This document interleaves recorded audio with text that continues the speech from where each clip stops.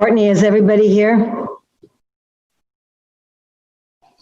I believe we're just missing Mr. DeVasto. Okay.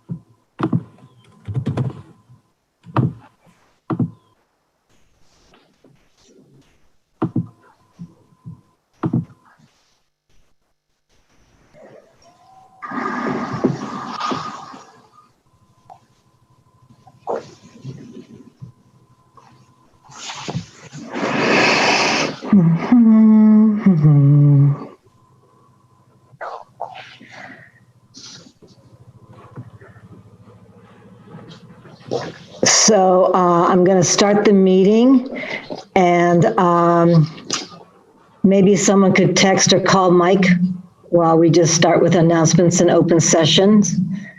So it is now, I will open the Wellfleet Select Board meeting of Tuesday, June 9th, 2020 at 7 p.m. We will begin with announcements, open session, and public comments. Public comments must be brief. The board will not deliberate or vote on any matter raised solely during announcements and public comments. Is there anyone who has, is anyone from the board have an announcement or a comment?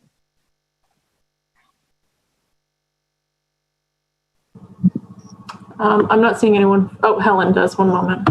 So not that we haven't heard this before, but on June 11th, there will be a hearing at the Cape Cod Commission on the Herring River project. Can't remember the time. 3 o'clock. 3 o'clock. It's posted for the select board, even if we don't say anything. Thank you. Anyone else from the select board? Not that I see. Okay, then we can move on to the public. Sure. Pam Grandin. Go ahead, Pam. Good evening.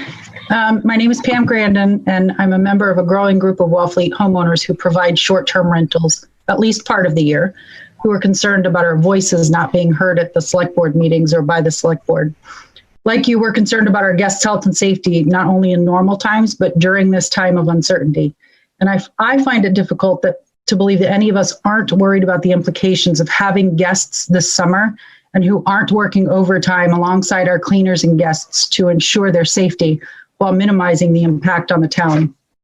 Since there doesn't seem to be a consensus between towns to restrict short-term rentals, I respectfully ask the board to consider Senator Sear's strong recommendation at the May 25th Select Board meeting to not place restrictions on short-term rentals, rather to seek the balance between saving lives and saving livelihoods.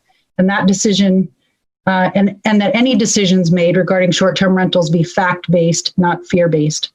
We are not all in the same boat, but we are all in the same storm. And by supporting everyone in navigating their route with respect, empathy, and responsibility, we will all weather the storm, as will this special place called Wellfleet. Thank you. Thank you. Anyone else? I think Matt Rosenberg had his hand up. Yep. Next, Courtney. Yep, Matt Rosenberg. Hi there. My name is Matt Rosenberg, and I'm a non-resident taxpayer. I also rent out my home mainly a week at a time during the season. There's been a lot of conversation about the Select Board or the Board of Health seeking to impose a minimum stay length on rentals. Here we are in mid-June, the governor's open phase 2, and I and probably many others have guests booked and packing their cars. I implore you to be explicit that this minimum stay thing is over and done with. It's too late, it's too disruptive. Our visitors have been social distancing at their homes for 3 months now. We're all trained in how to stay safe. We're alerting guests to rules and protocols that we and they have to follow when they visit. We're following Julian Sears' advice to balance lives and livelihoods. And from some offline conversations I'm privy to, it appears that there is a consensus on the board not to go forward with this. So I'd like to ask you to consider a motion similar to what Ms. Bacon proposed last week, a motion that says Wellfleet will comply with the governor's direction and make no more restrictive rules. As long as this is hanging out there, none of us can make any plans. We need a declaration that we can plan from, and that's a declaration of the end of this discussion. Thank you very much. Okay, who else has their hand up? Justina has her hand up. Being a select board member, she goes first. Okay. Go ahead, Justina.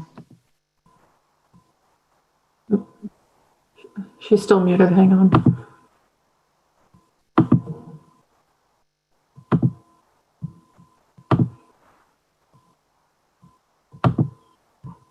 Sorry.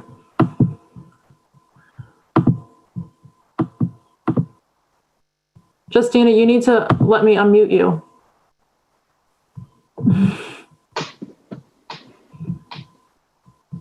It's like when you walk out of the ladies' room and think your friend's still there and you're talking on. I do want to note that we spoke last, the select board meeting about the need to comply with Governor Baker's recommendations. I think that was said pretty clearly. We didn't pass a motion, but anybody that had been listening. And we do have this topic on the agenda for short-term rentals. So rather than go through a number of iterations that are making the same points on short-term rentals, as a point of order, I'm going to suggest that we let the select board cover that topic where it is on the agenda. And then if the people in the audience aren't satisfied, that would certainly be a great time to comment them.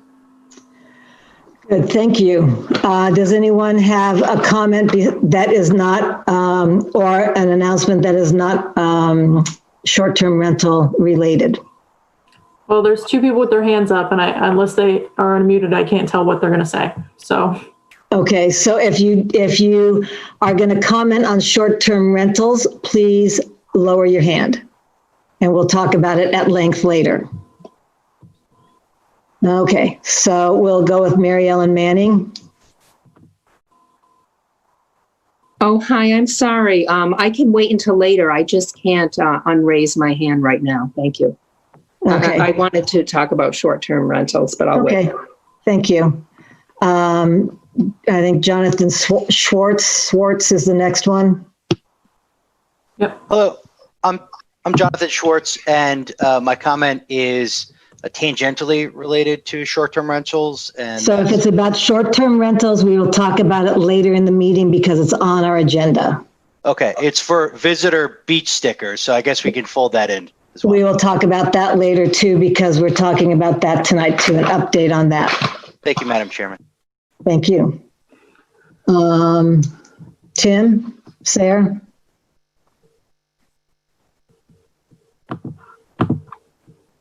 All right, good evening. And Kathleen, first, thank you for your service on the board. I appreciate all the time you've put in. My concern is I'm not going to talk about short-term rentals. I'm going to talk about when board members were talking about businesses and whether they're going to be able to get help or not. It is not up to the board to determine how a business functions. If a business has 40 tables and they can only serve 10, it's up to them to delegate themselves down to 10 tables. If they can only service 20 people, that's what they need to do. Businesses have always survived on the Cape, even in times when J1 workers couldn't get here a few years ago. We figure it out. We figure out how to do it. If people have to wait for dinner or supplies or whatever it is, that's how it's going to be. As a business owner, you have the right to determine how your business is run. It shouldn't be up to the select board to worry about whether we can or we cannot get help. That is our determination and how we handle our business. We will abide by the rules that the governor puts in place or the board puts in place. But to worry about how we will run our business, how we will service all the customers we potentially could have, is up to us. And we've always done it. So that's all I have to say. Thank you. Thank you. And as I hope everyone knows, it's really up to the governor's guidelines. I'm not sure exactly what Tim is referring to. I trust what he's saying, but I'm not sure what he's referring to. But the governor has laid out the guidelines that you apply to your own restaurant. Okay, that's it for comments and announcements. We'll now move on to public hearings. We have applications from 1, 2, 3, 4, 5 restaurants. We can move each one into all together. There's a couple of them that are renewing annual and some are renewing seasonal, but we need to withhold the Pearls request until the end and discuss it differently. So unless somebody has a particular comment about public hearings A through D, somebody could move them individually but all together.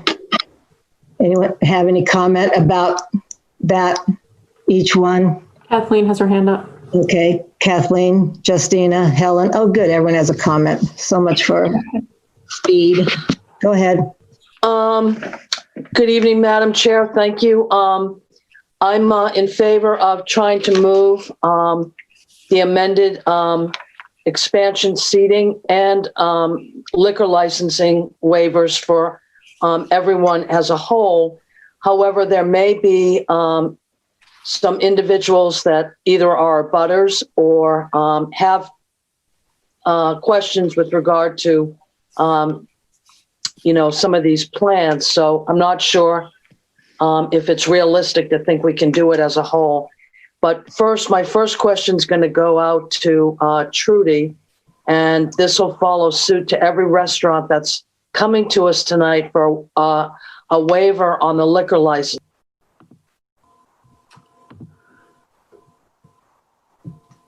What's your question? Can everybody hear me? Yeah.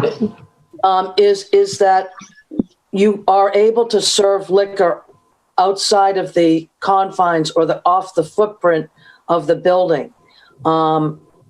So that would mean that there will be some type of a service bar as an extension to your regular bar in order for you to facilitate service. I've checked with the principal clerk, and that service bar is just that. It is a service bar. There are no stools, there's no sitting, there's no standing at that bar and serving a customer. I want that to be known to everybody that's before us tonight with regard to this particular liquor license waiver. Until the governor lifts the restrictions and brings us to phase 3, bar service is just not happening right now. To Trudy, I did inquire about parking with regard to a 2-hour limit at the landing across the street from you on Bank and Commercial, and perhaps the town pier. It is apparent that, and you caught this early, that where parking is going to be restricted with table service out in a lot of the restaurants, we need to think about parking responsibly, asking businesses to have their employees shuttle or carpool in together and not take up a parking space. So I did bring that up this morning for you and your behalf. But I guess there are other questions out there, Madam Chair, so I'll let you move along. Thank you. Thank you. Yeah, and we can possibly address that, the 2-hour parking. So, all right, Justina, you had your hand up.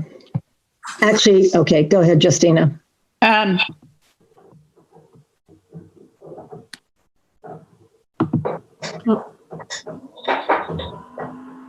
Yeah, my Okay. comments are brief. I wanted to thank each restaurant owner for the thorough documentation. And I know there was work understanding the governor's regulations, and I really appreciated the work and the spirit that went in to creating safe restaurant environments for our community. I think that's something we're all going to have to do to make it through this summer of COVID. And so a shout out to the restaurant owners for a fine job. Okay, thank you. Helen? Yes, a couple things. Am I unmuted? Yes. Thank you.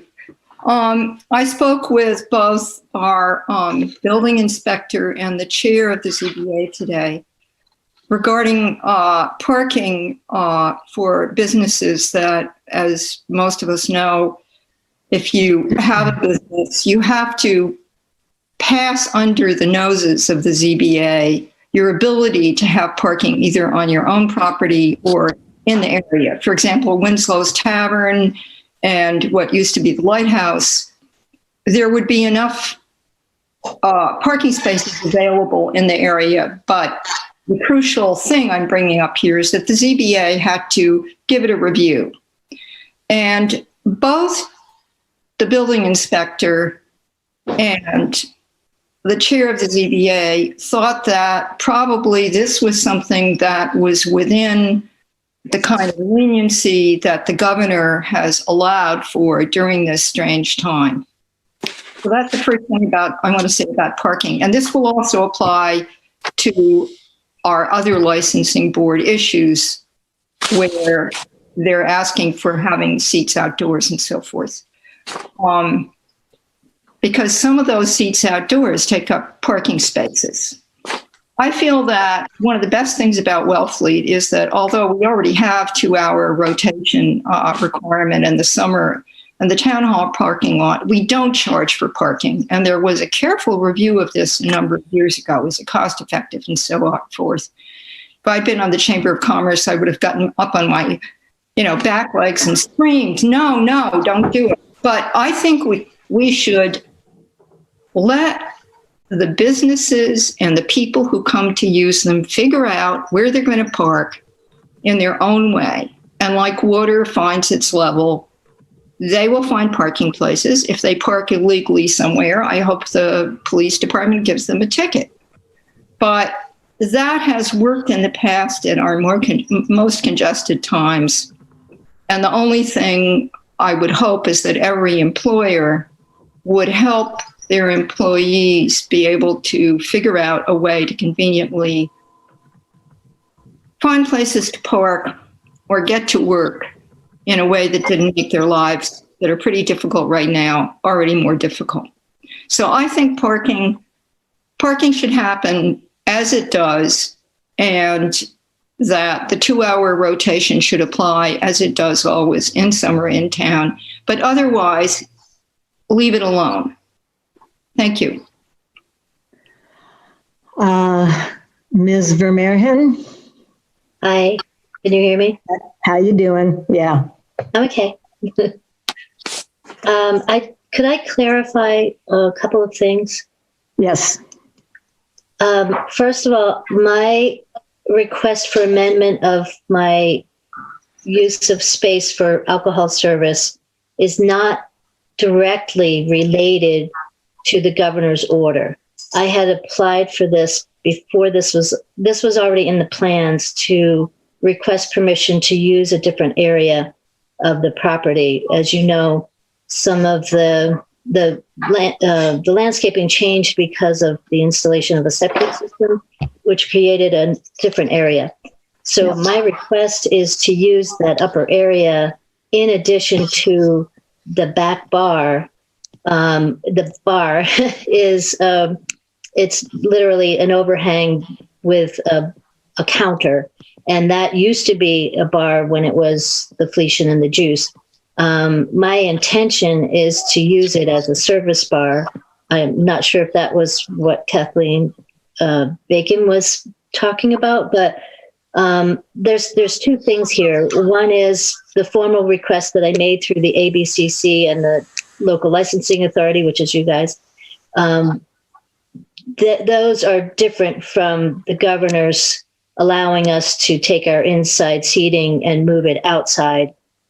I would like to request that as well, but that wasn't my first reason for being on this agenda. So when I'm looking at the sign off at all the paperwork that's listed on the agenda, it says that mine is just like everyone else's, and it's not. My request is to have this be a permanent part of my annual license, to be able to use that seating area up on top of the leach field, for lack of better explanation of it. And I'm not sure if that is clear to anyone. So a blanket approval, including me, would not be correct. Yes, okay, I get it. So all of the police, fire, health, and zoning, being our building inspector, all signed off on this, and I believe that they knew that. And you're the only one applying for an annual renewal. I mean, an annual liquor license too, so we can take you separately. Well, it's not an application for the annual renewal. It's just an amendment to my existing annual license. You're right. Okay. I didn't use the word amend. Okay. You're right. Any further questions on the Fox and Crow? Madam Chair. There's Mr. Pauly. Yes, Chief Pauly. Thank you. I'm going to be as brief as possible. I just feel the need to summarize this for all the restaurant owners and our citizens that are watching.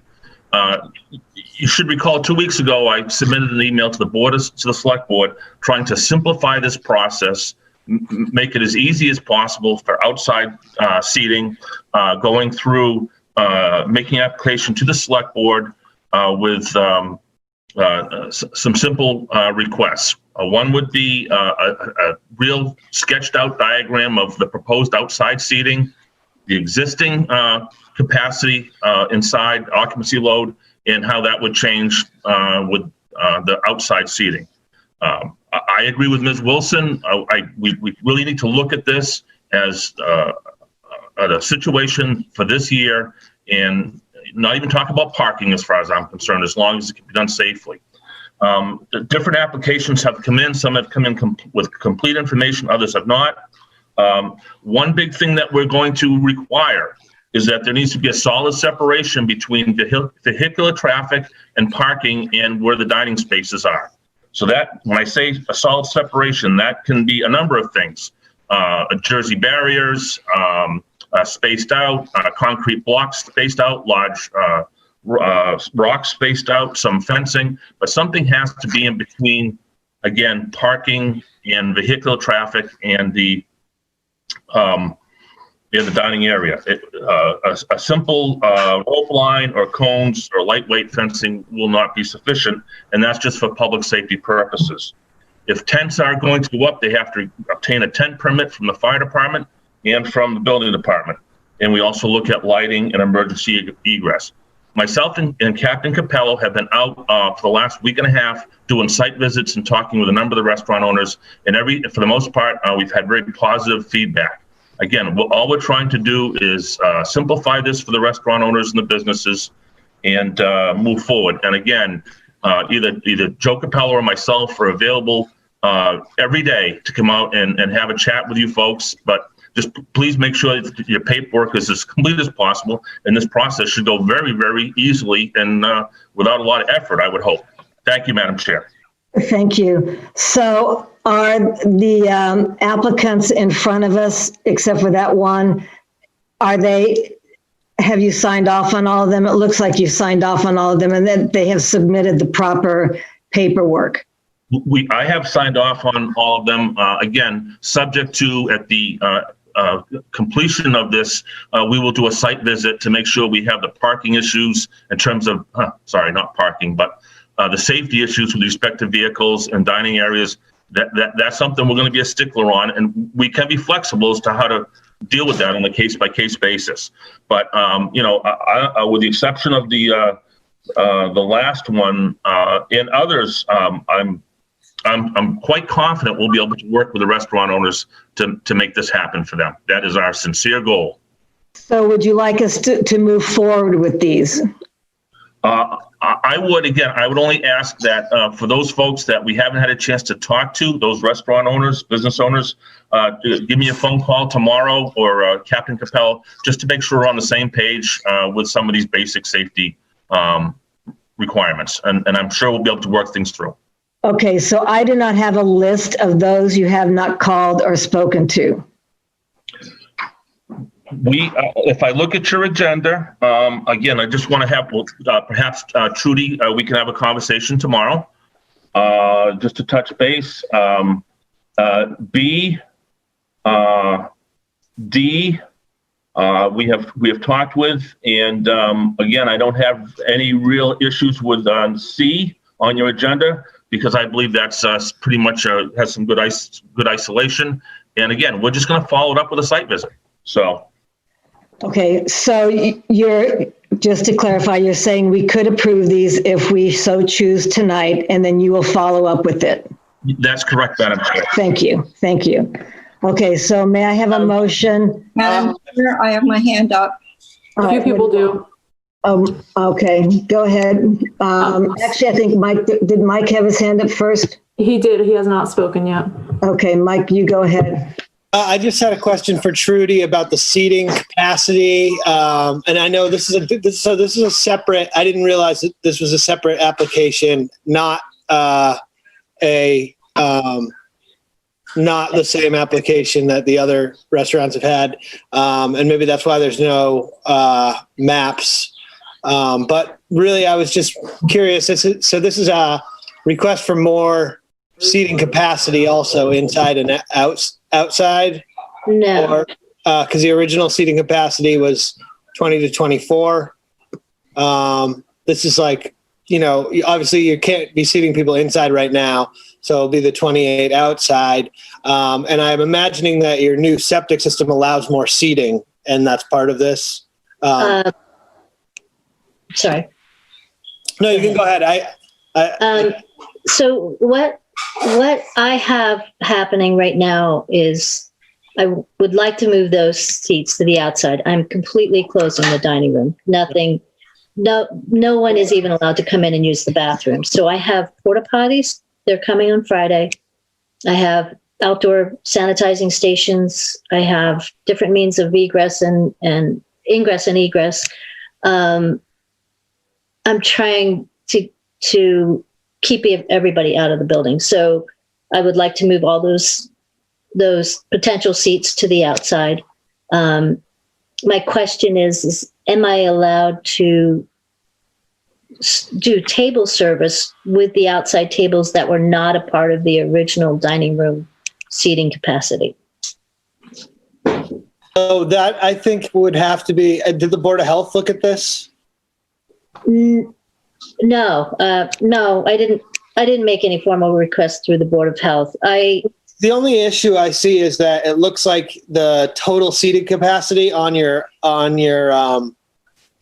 application looks to have increased, and I just would want that to be approved by if I'm reading that right, approved by the Board of Health as far as table service, because non-table service I think is a separate entity. So I think as long as you're within the capacity of your restaurant to do table service, I think that these emergency outdoor public seating spaces are to give people the ability to move their existing seating capacity to the outside, as far as I can understand it. So as long as your seating capacity is allowed by the Board of Health, I think that we are able to move that outside so long as you have room to follow the governor's guidelines. Right. So that's the way I interpret it. So I think we can move forward with that, but I'm just not sure what your seating capacity legally. Well, no, you're right. There were a number of tables outside that were just outside tables that weren't eligible for full dining service. I don't even know how that's classified, but the inside seating So I understand what you're saying. So those tables will have to remain as takeout only type tables. And I've checked everything with I want to be clear as well with the spacing. We've spaced everything from chair back to chair back and aisles at 6 feet so that no one is unmasked and eating at tables without that 6 foot separation. That's correct, right? Yeah, I think that as long as you can space out everything and whatever your table capacity is for table service, you can move outside. As far as the way this is written, that we approved at the last meeting, that you had put forward. So my only concern is that your table service, that your allotment for seating capacity for table service remains the same. Inside or outside, I don't think it matters where the seats are as long as you follow the governor's guidelines. Right. Hillary was clear about that. She said that there is no increase in the seating. That's what I'm making sure in this application, that it looks like there's an increase in seating, but as long as you're allowed that. Then it's okay. There is not an increase in seating. Okay. That's correct. Okay, I'm fine with that. That's the only question I really had. I just wanted to make sure that we were on that page. Okay, Helen? Yeah, okay. So Trudy, this breaks my heart. You're the only person who didn't submit a map. And I did. No. Well, that wasn't your fault then that I didn't get the map, but that sort of annoys me. So I'm glad you submitted the map. I didn't see it because it wasn't in my packet. I don't know if you can see this, but don't worry about it. If you submitted a map, that's all I care about, because everybody has to. Okay, so that's taken care of. Mike, I hate to disagree with you, but we have a request from Ms. Vermeeren to amend her annual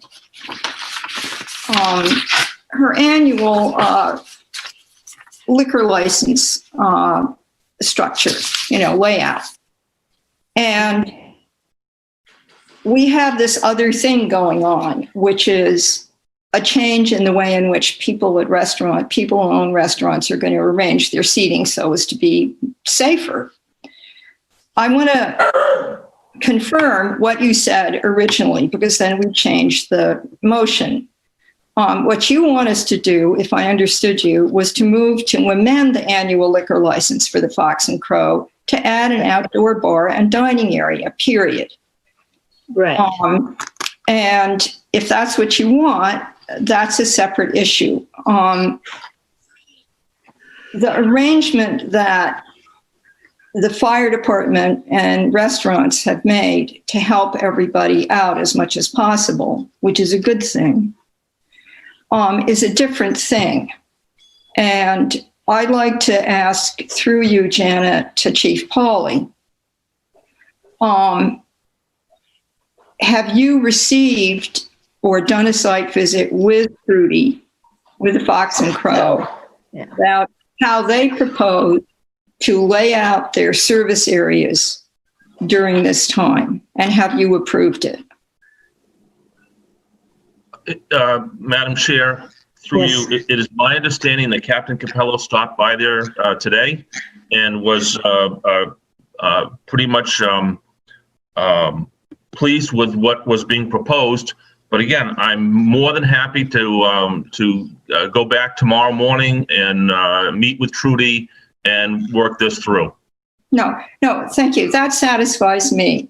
So I suggest that when we move these, and so what Trudy is getting here is, Trudy, tell me if I've got this right. So we should move to approve your annual, and this amendment to your annual liquor license.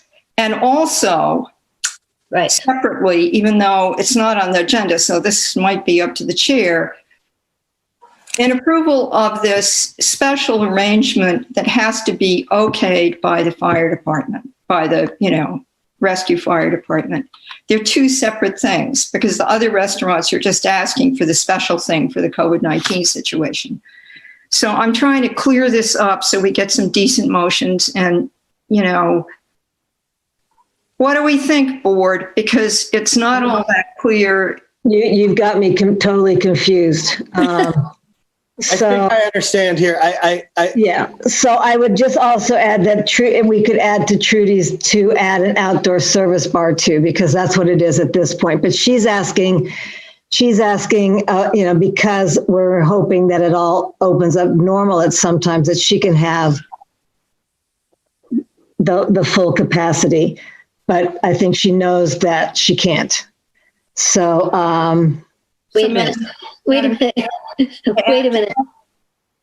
I'm not asking for, it's two separate issues. One is to use an area that wasn't previously used to be able to have alcohol consumed on a certain area where it wasn't previously allowed. And then I didn't write a formal request because I knew I was coming and I knew I had already submitted a plan based on the COVID-19 restrictions anyway. So I felt that I would ask that if it didn't come up, I was going to ask that question tonight. So if you want me to come back and do this separately, I can do that. But I think so just clearly state right now what exactly you're asking for, and I will write it down as you speak because everybody's kind of got a different thing going on. Okay. So what are you asking for? My formal request in the original application to be on the agenda was to amend the premises to include alcohol service to an area that wasn't previously permitted. And as well, I would like to take my inside seating and move it to the outside during this time only until the governor changes that, and that's till November. So there's two separate things. One is a permanent request to be able to have alcohol outside. Okay. And the other in that area up above where there's seats now that didn't used to be all over the place. Mm-hmm. Yep. All right. So does this sound right? This is the motion to temporarily amend the annual liquor license for the Fox and Crow to add an outdoor bar and dining area until the governor's order expires on November 1st, 2020, whichever is sooner. No, Janet, it's not temporary. My request is a permanent request to alter the area where I'm serving alcohol. And secondly, to allow the indoor seating to be used outside as the number of seats. Yes. Madam Chair, I have a motion. Who's that, Helen? All right, why don't you read that? And Trudy, let me see if this does for you what you need. I move to amend the annual liquor license for the Fox and Crow Incorporated to add an outdoor bar and dining area and to only provide service of alcohol, because we're only doing alcohol here. Alcohol in the outdoor area. And I'd like to note that this is in your application. You are asking for an annual, until the governor, what's the words, Trudy? Until the governor? Order expires in November. Order expires or November 1st, 2020. Order expires or November 1st. Okay. And Trudy, you see, you have a whole lot more seats than 20 or 24 in the annual regular liquor license. You have like 28, up to 28. But for now, there are going to be less seats, just as there are for everybody else, so that people can keep their heads above water. Inside. So shall I read that again, Janet? No, Helen, this is Kathleen. Can you just change one thing up for me in this? Yeah. I'd like the motion to read this. I move to amend the annual liquor license for the Fox and Crow Inc. to add an outdoor service bar and dining area until the governor's order expires on or November 1st, 2020, whichever is sooner. This is a service bar, not an outdoor bar. There's a difference in my mind. Yeah, but we're doing a motion that covers two things. One, the fact that we're giving her an annual regular liquor license. And the second Right. is that during the period of time that the governor has placed these restrictions on restaurants, she can only serve outdoors, which is by choice on her part. Right, that's in the motion. No, because what your motion does is, oh, I see. That's good. Okay, make that motion. Yeah. I get it. That's good. So, Madam Chair, may I make a motion for you? yes, read it again, please. I move to amend the annual liquor license for the Fox and Crow Inc. I've taken temporarily out to add an outdoor service bar and dining area until the governor's order expires on or November 1st, 2020, whichever is sooner. Wait, but doesn't that make it temporary? Mm-hmm. There needs to be two motions. Thank Yeah. you. Yes. Yeah. Two Okay, motions. well, let's do, I can do the first motion and then we can work on the second. Can I do the? Okay, Not until the governor's order. I'm sorry. This is so confusing. No, it's 20 not, minutes. not to me. This was before this ever came up. So my application was to It's from May ask 12th, to use yeah. a different area before any of this ever came up, to change your the indoor seating, to move it to the outside. Yes, I don't want a bar. I just want to be able to serve drinks at a table out there. So I'm not looking to create a bar. I'm not looking to recreate the whatever was there before. I'm looking to do something different. But we've got you. the second Okay, part is, let's try it again. Madam Okay. Chair, if I may. Let's, all right. I move to amend the annual liquor license for the Fox and Crow Inc. to add an outdoor service bar and dining area, period. yes. Is there a second? All in favor, say aye. Voice. Ellen, aye. Kathleen, aye. Justina, aye. Michael, aye. And Janet, aye. Motion passes unanimously. Now Second. let's have the second motion. Kathleen, what do you say? Helen, I'm leaving it to you, darling. Oh, great. Okay, how about I move to only provide service in the I move to amend the annual liquor license for the Fox and Crow Inc.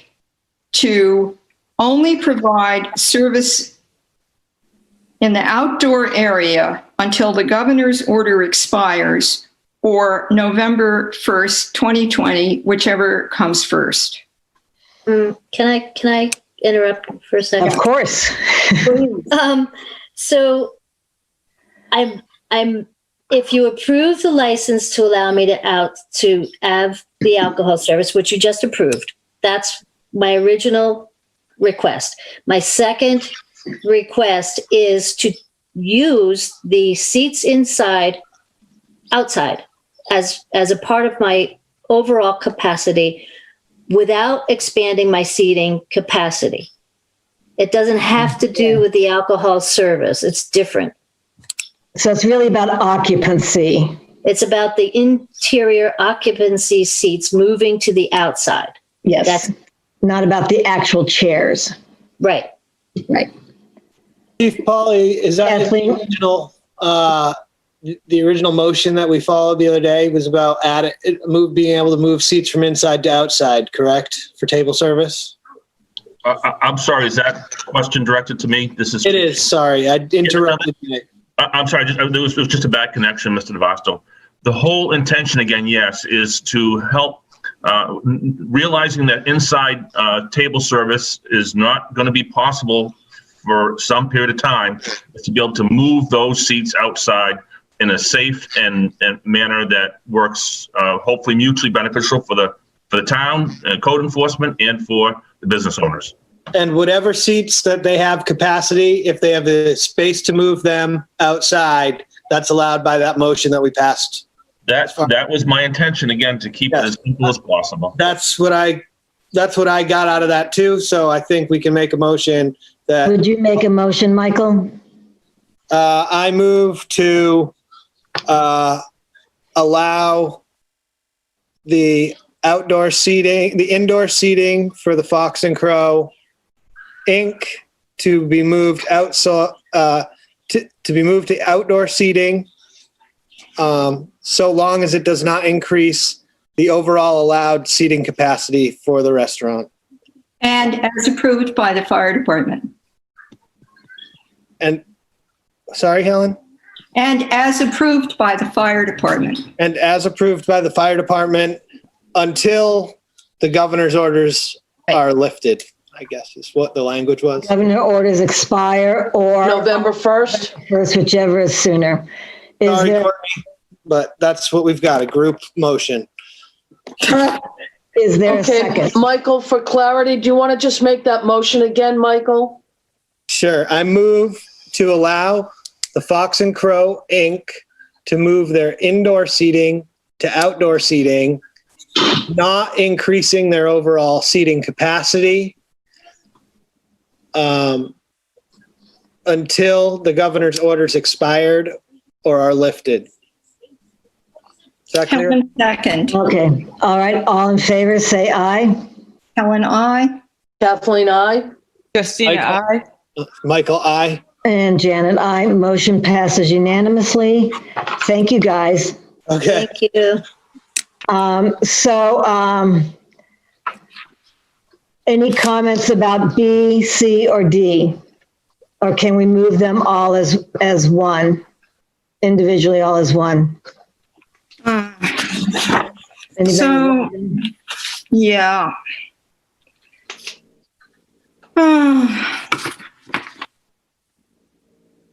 I have a question about the Mac Shack on here. Okay, go ahead, Michael. Well, other people have their hands up first, actually. Oh, I don't see that. All right, go ahead. Who wants to go succinctly? Actually, hold on a second. So I see Dan Murray had his hand up even with the Fox and Crow. Dan, if you have a comment about Fox and Crow, but if you have a question about your own business, can you wait till we get there? Seeing as this took 40 minutes, 50 minutes. Do you want to unmute Dan for a second? Yes, I can wait. I can wait. Thank you. Okay, Helen or Michael, you're on. Michael, you go. Yeah, okay. I was just wondering about the Mac Shack. Is Mac on the line here? He is, let me see. Yes, I'm here. It was just a question about the roping off of the separated areas. Those separated areas, I just want to make sure that you heard what Chief Polly said about a solid barrier. I don't know if that applies to you, but I think it does because it'll butt parking. We're very aware, and we plan on putting cement barriers on the perimeter of the tent that juts into the parking lot, very similar to what the Pearl did right down the street. Same exact thing, actually. Okay, I had just read something about a roped off area, and I wasn't sure if that meant the same area that you were putting the concrete buffer around. No, there'll be concrete buffers. Okay, and then the other thing I was wondering is your outdoor bar that's typically open, will that also be open, but just as a service bar, right? That is correct. No one's allowed to sit at the bar until the governor lifts that order. Okay, and that was it. I was just wondering about congregation in that area and how you're sort of planning on keeping it separate, but that's kind of up to you to follow the governor's guidelines on that part. So I'm not going to really. I just wanted to make sure that you caught the that we had clarity on the buffer, and I am satisfied with that. That's it. All right, anybody else on Max Shack? Okay, Michael, do you want to make a motion since you're all warmed up? I'm not that warmed up. I have it, Janet, if you want. Okay. Yes, Kathleen? please. I move to temporarily amend the seasonal liquor license for Max Shack to add an outdoor service bar and dining area until the governor's order expires November 1st, 2020, whichever is sooner. Helen, second. All in favor, say aye. Say aye. Helen, I, but, geez. Kathleen, I. Justina, aye. Michael, I. And Janet, I. Madam Chair? Yes, Helen. Yeah, we didn't have to put this in the motion, but we are all aware that, having read our homework, right, that they need to wait until Conscom weighs in on this on June 17th. There's a note from Hillary on here. That's only the tent, Helen. What? Only the tent? Only the tent. Okay, thank you. All right, motion passes unanimously. Moving on to the Beachcomber. Any comments on that or questions? Hearing none, may I have Still have a question? Dan Murray's hands up. You might want to clarify something. Hi there. Yes, thank you. Just two things. One is since we sent that application, we're also considering a tent in the back parking lot. We will certainly, if we decide to go that way, we will check with Chief Polly or Lieutenant Capello and make sure we're compliant in that regard. So our plans may be changing in that way. But the other thing I wanted to ask the board or the beach department to consider would be if the board or the department would be let the Beachcomber and or any other local business employees park at the unused day lot at Whitecrest so we could free up spots in our own parking lots. You know, our current plan that we submitted has us losing 20 spots. We're also losing, the Whitecrest spot. So I'm wondering. So I don't know if, I'm sorry for interrupting you, but not really. I don't see Suzanne on here. Suzanne on the meeting tonight? If she can address that. I'm here. I'm here. Can you address that easily, or do you want to think about it and talk about it? I would respectfully reserve the right to give it a little thought before I made a recommendation one way or the other. Okay, I agree with you. Any other comments about the beach? I just have one question, Madam Chair. It's Kathleen. Madam Chair, through you to Dan Murray. Dan, you mentioned the fire chief, but you're going to need to see Justin Post for the tent. So include him in your thank you. Permitting process. Thank you. Sure. And thank you for all the detail you gave us in your application. And I wish you the very best of the season. Thank you. Madam Chair? Yes, Helen? Yeah, so I'm hoping that we can help this business and the others any way we can, but we need a separate agenda item for use of town property to allow that part of Whitecrest that we have closed to be used in this way. And I would be all for that, but we need it as an agenda item, in my opinion. It's use of town property. It's not on here. So. Fair enough. Yep, and that's why we postponed it with Suzanne, so thank you for commenting. Anybody else? Yeah. And Helen, would you unraise your hand when you're done speaking? Yes. And everybody else, please. Thanks. Go ahead, Michael. Yeah, I was just saying you should fill out a use of town property application. We are not accepting them at the moment, but this is on the agenda for tonight to revisit that. So I would just fill it out as soon as possible. They are taking use of town property applications at the town hall. And then it's up to us to determine whether we're going to review those. It's my hope that tonight we do that, but that's a separate agenda item. I just wanted to put that out there, Dan, that you can fill out the application as soon as you want, and then we can review that if we move forward on a readdressing use of town property. That's all. Thank you. Any other questions, or can I have a motion?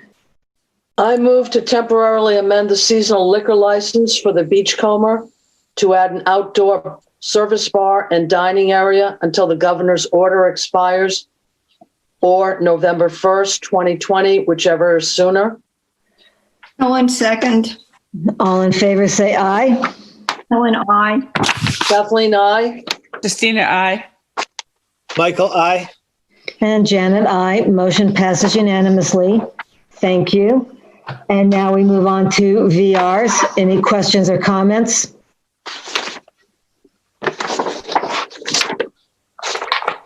Seeing none, may I have a motion?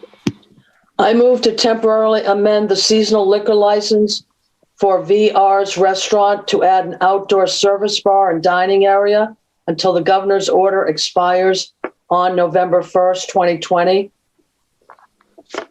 Helen, second. All in favor, say aye. Helen, aye. Kathleen, aye. Christina, aye. Michael, aye. Janet, aye. Thank you, and good job, Peter and Diane. Thank you. Everyone, good luck with everything, you guys. Okay, moving on to the Pearl. And I have this separate because for the last 2.5 weeks or so, they have not been compliant with our regulations. They jumped the gun and they are using town property. They did not get a tent permit. They did not get an awning permit. I don't know what the setback for their whatever Jersey barriers are. There's usually a setback from the street.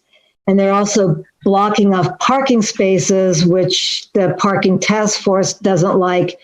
And I'm not sure, I haven't looked, but I'm not sure if those are handicap spaces. So if they've blocked off handicap spaces, that's a problem too.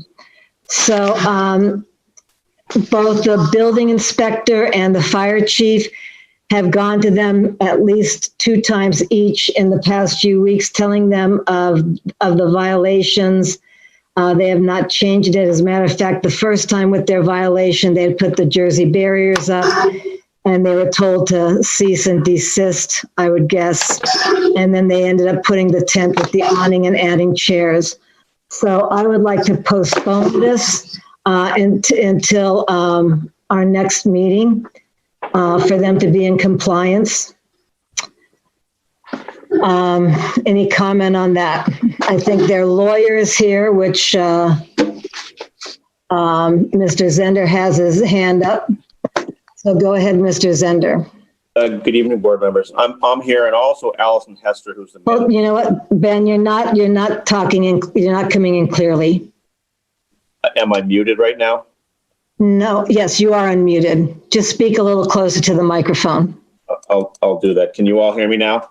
Yes. Yes. Okay, great. Well, good evening, everybody. I'm Ben Zender, and I'm here on the line.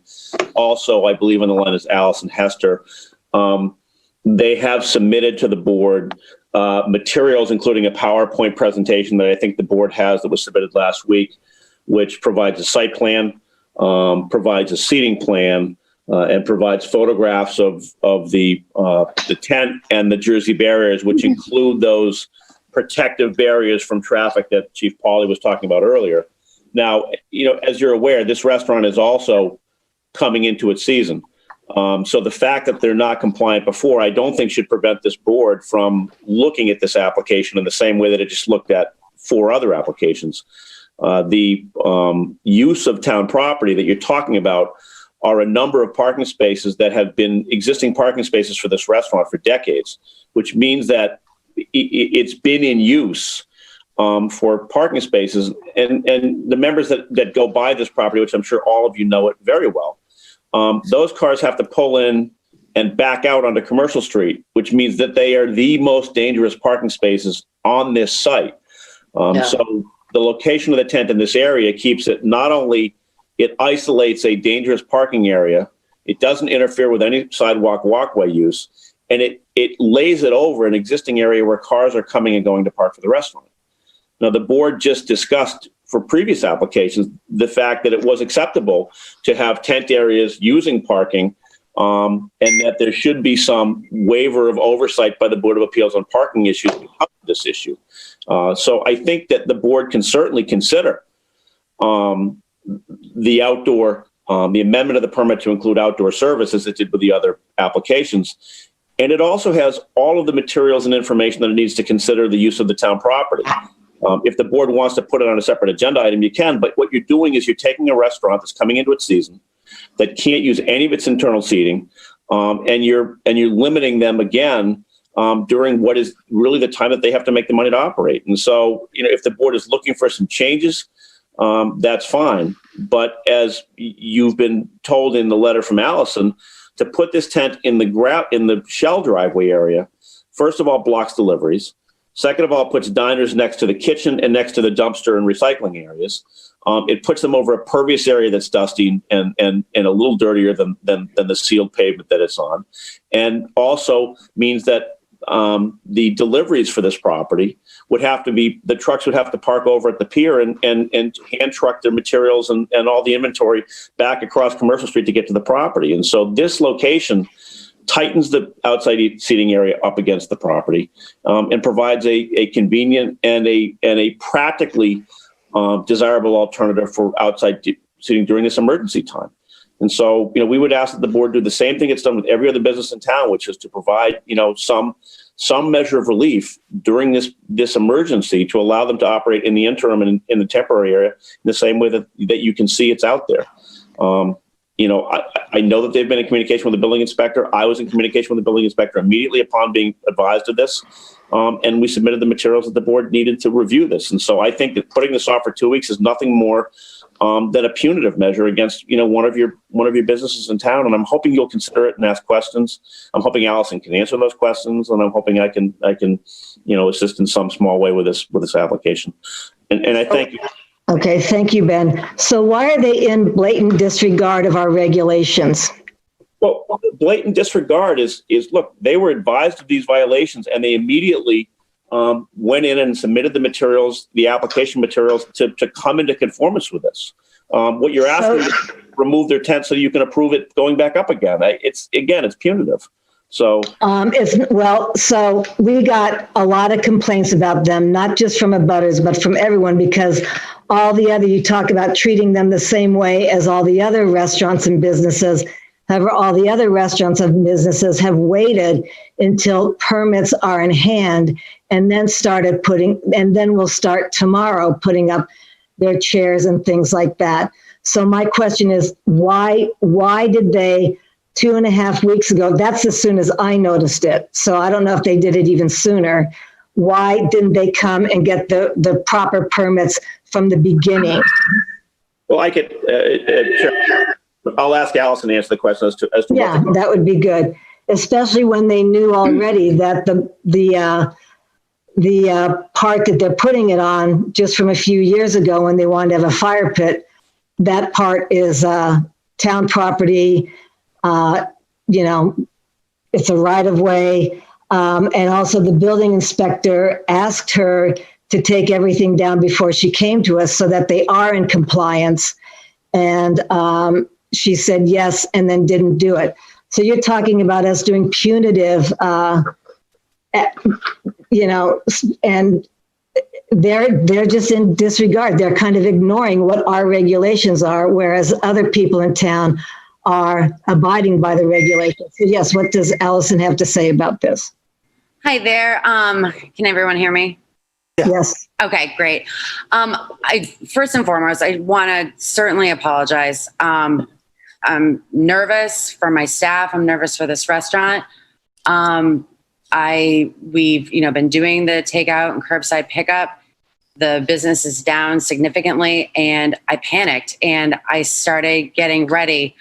I definitely, through this pandemic, just personally have been without things, going forward, running out of things at the Stop and Shop, just randomly. And I'm like, my gosh, if anything I've learned at the Pro for the last 5 years is certainly to prepare. And I did, and I didn't receive I didn't do what I was supposed to do with the town. And when I realized an error, that I made a huge error, I immediately started that PowerPoint and started sending everything in, started to make my wrong right. So how long have you been manager of the Pearl? Since 2016. Okay, so 4 years. Correct. Well, this is my 5th. This is your 5th, okay. Well, yeah. So have you been in violation before of any, gone ahead and done other things without the proper permitting? No. In the past? No, I don't believe I have. How about the fire pit? We we looked into it and it didn't go through. And certainly out there, all the, the 10. No, that's not, it doesn't matter what the design is. I'm trying to get to the point where we have been accused of not supporting local businesses when in truth, every other business that's coming before us tonight has been supported, and they're supported because they follow our regulations. And as I said, there are a lot of regulations that you disregarded. And I want a clear answer, not because you're nervous that you forgot to file for permits. You've been a manager for 5 years. You know that there should be permits, or you can ask anybody, you can ask your lawyer. And I just want to know, like, seriously, not that you're sorry, but why you chose to disregard our regulations. No, I'm telling you seriously, that's exactly what happened. That's what happened. Going through COVID, watching a business, go down, having staff they're absolutely panicking. I mean, this is all very real and very new. And I realize now it seems like it's getting better. There's people around, people are excited to get back into it. But when you're talking 2-3 weeks ago, the feeling wasn't there, and that is honest. I mean, that is the honest to goodness truth. That's why I did that. And it's all removable. And after I did talk to department heads, I looked into removing, and I sent out some emails to find out when I could possibly get things removed. And I got, an email back from our tent person, and he said that, later this week, talking about this week, that I could have it removed. But then again, I was only, from the time when I knew, when it came to me that I was really kind of like, whoa, I messed up and I got to get everything to the town. And the time that the meeting is, I didn't want to spend the money to have it removed and hopefully have it returned. Do you know what I mean? So 2.5 weeks ago, when you put the Jersey barriers up and you got complaints, and the building inspector and possibly the fire chief too went down to tell you, and this is 2.5 weeks ago. No, it's not. No, it's not. It wasn't 2.5 weeks ago. It was days ago that I received complaints about it. It was not 2.5 weeks ago. It was. So not complaints, but the building inspector didn't visit you or tell you anything 2 weeks ago? Not 2 weeks ago. No, ma'am. Janet, I've got my hand up. It's Kathleen. Well, I still want to get exactly as a manager of 5 years that you get nervous and did things. So you're saying, so then I've got to figure out if the building inspector and other people are lying to me or you are. I mean, I heard 2 weeks ago, I know there were complaints. After I heard that as well. I heard that as well. And you proceeded to add, you proceeded later to add the tent and the awning and the chairs. Right, because I didn't know that, again, when the Jersey barriers were down, they were down by themselves for a while, and I didn't know at that point that I had complaints. So when did you first hear that you had complaints from the building inspector? I can go through my phone.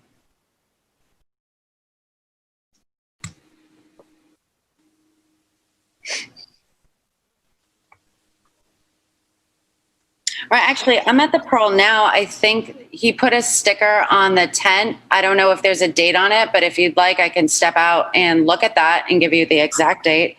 But it hasn't been 2 weeks. I don't know approximately. That's been a week. That's been a week. The sticker's been on there about a week. But before that, too, I know you got complaints. So I'm not going to go back and forth with you. So I don't know how the rest of the board feels. Janet, may I speak, Janet? Yes, Kathleen. Okay. I have my hand up. Janet, this is Kathleen Bacon. I'm in agreement with Attorney Zender. I feel that this was a mistake on Allison's part. It wasn't intentional. I know Allison personally. I highly, highly regard her. She wasn't trying to slide one by. She's just an A personality, complete A personality, and just was like, what can I do? What can I do? The governor's going to say, we can move outside. Okay, I've got to get this going. I got to get this going. Her husband, John, same way. These are two individuals that if you owned a restaurant, you'd want them working for you because they work 24/7 on finding solutions to solve problems and keep a business going. They are great, great people in the restaurant business. They take care of their staff and they take care of their guests and their visitors. This is just a mistake on their part. I feel that the tent is up, the barriers are there, they're good to go, and we should allow them the mistake, and an apology has been made. In addition to that, it's temporary. It's not we get into phase 3 and this whole thing is going to go away. They can do business as usual, but she works for a group of restaurant owners, and she's just personally trying to do the best she can in the situation. A mistake was made, and I think we should go forward with this. Madam Chair? Yes, Ms. Wilson. Couple things. Use of town property is something that people have to ask for.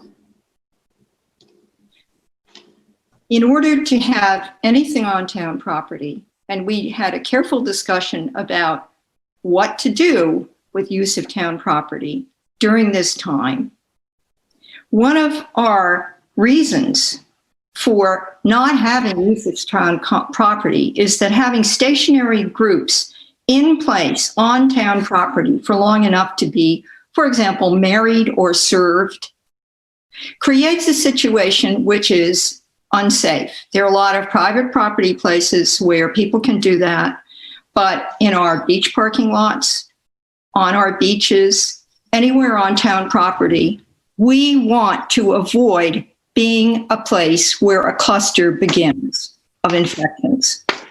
And cluster of what? A cluster of infections. They're called clusters. Okay, I just didn't hear you. It got garbled. Yeah, okay. So that exists completely independent of whether somebody made a mistake or not. And Kathleen, I take your character, your appreciation for the character of these managers completely seriously. I don't care about that. That is not the issue. And I don't care why a mistake was made. Ask the IRS how much they care if you don't do your taxes right. They don't. And yeah, they don't.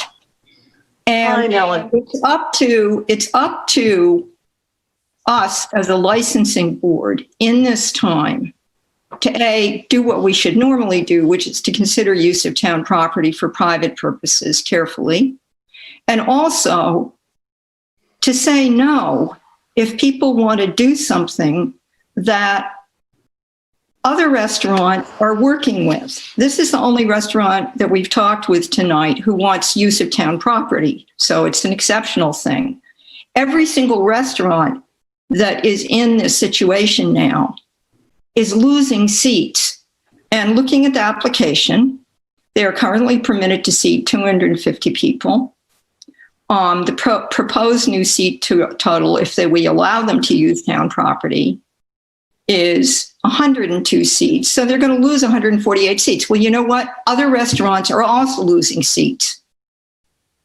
Every single business we've dealt with tonight is losing seats. And I think we should absolutely stick to our resolve not to have town property be the site of anything that could even pass for allowing infections to occur more easily. If you've been reading what's been going on all over the country and in other parts of the world as things open up, there have been new cases. Right now, we're good in Massachusetts. I'm really glad about that.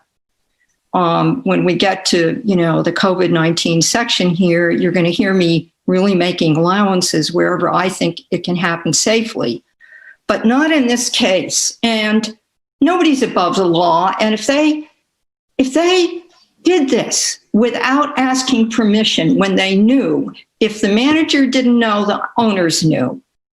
And, the buck does not stop with a manager. So I hate this, and I hate it for every single restaurant in this town that has to, wrangle with this impossible situation. But no, A, they shouldn't use town property for this. And B, I have to say to the lawyer, Mr. Zender, that accusing this board of being punitive is really offensive to me. I'm not going to use the word libel, but I don't have a punitive board, bone in my body. And it's insulting to me. And I'm very angry about that. Thank you. Madam Chair? Thank you. Yes, Michael? So the clear problem here really is, this is obviously an issue of, they knew it was town property and they put it there. So it's an issue of, ask for forgiveness rather than permission. And it happens. And I do have a problem with, the non-coming into compliance when there's, if somebody's putting something on town property without permission and it's asked to be moved, then I feel strongly that, that has to be complied with. I understand the logistics of it happening and the reasoning, the logic behind, waiting. But the real issue here is that the town voted, or the select board voted 3-2, I might add, to not allow the use of town property at all till the end of 2020. Now we're going to be revisiting that tonight at this meeting, and I'm hopeful that we will be able to hear applications again for use of town property. Currently, we're not hearing applications for use of town property, and there's no application for use of town property that's been submitted as far as I can see.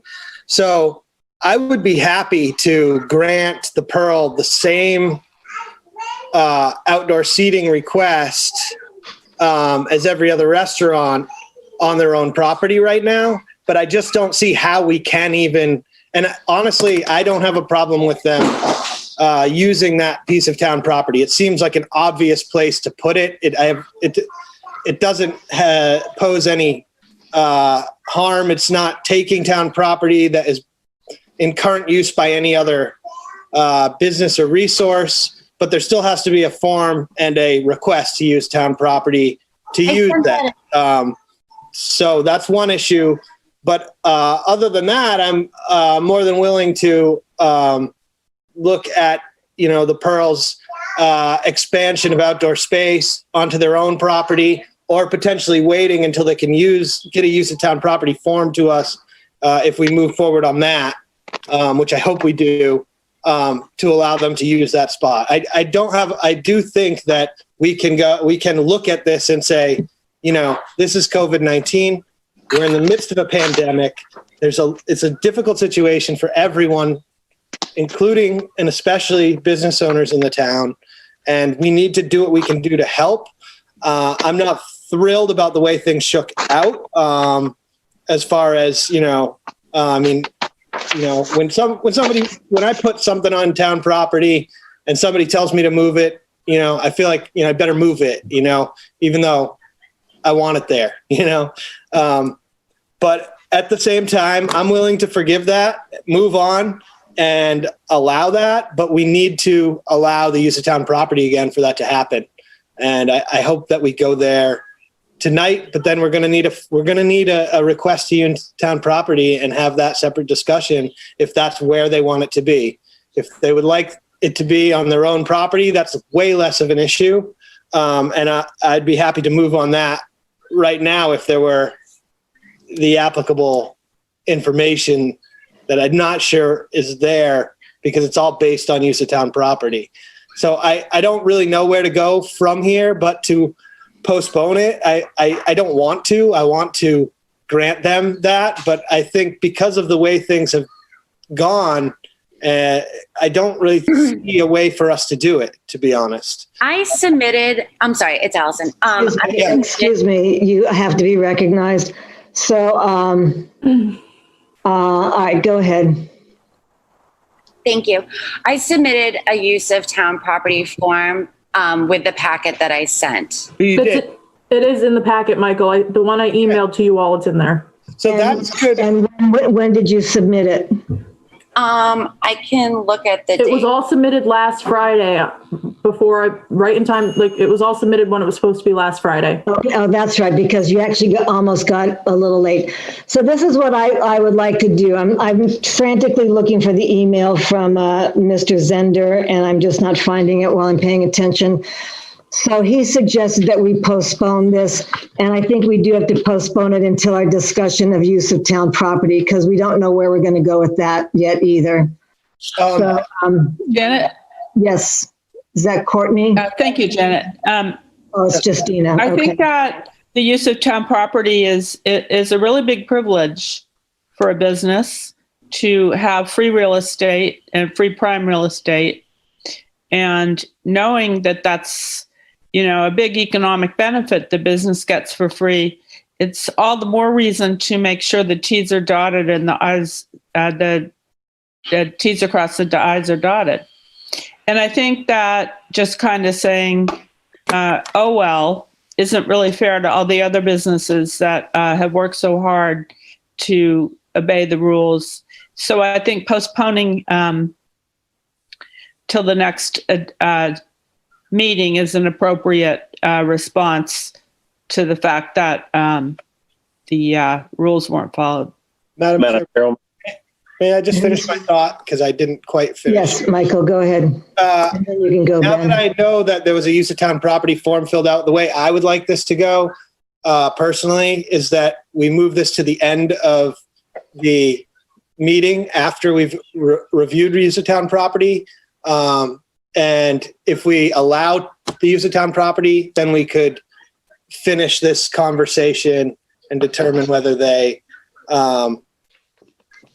whether we would grant them that privilege. So I think we could hear it tonight. I think if they filled out the use of town property form, they filled out the other forms, everything's here for them on paper for us to approve it if we decide to change our policy on use of town property, which is a later discussion. I don't see any reason why we can't see that application tonight Okay, I get it. We'll see what the rest of the board says. Okay. I think that's a great idea, Michael. It's Kathleen. I can end up for quite a while, Janet. Helen, can I speak? It's Kathleen. So actually, I my hand up for like. I'd like to hear from Ms. Zender. Yeah. Did I cut Allison off because somebody else was speaking? I'm right here. Okay. All right. So do you have anything to add to this? Yes. Mr. Zender? Madam Chairwoman? Yes. I think that I'm hoping that the board will consider this application like it would consider any other application, and it will consider the request for town property the way it would consider any other request for town property once it has made a determination as to whether or not it's going to accept applications for the use of town property. I think that you have in front of you as a board all of the information that you would need to make that determination tonight. So I'm hoping that you would postpone this matter until after that agenda item discussion, and that you would allow us to participate in that discussion when it comes up. Okay. I agree, Janet. It's Kathleen. Yeah, I can tell, Kathleen. I know your voice. Okay. So you know what I would really like? I would actually, instead of saying what we should do and what we shouldn't do, I think it'd be really nice to have an apology for not following town procedure and getting permits. There's been no acknowledgement of that from either the Pearl or Mr. Zender. It's all about treating it equally. And I think it's important that you recognize that all the other businesses in town have followed procedure. So let's move on, and we will postpone this until we have discussed town meeting. Use of town property. All right, Helen, if it has to do, all right, what do you want to say, Helen? Thank you.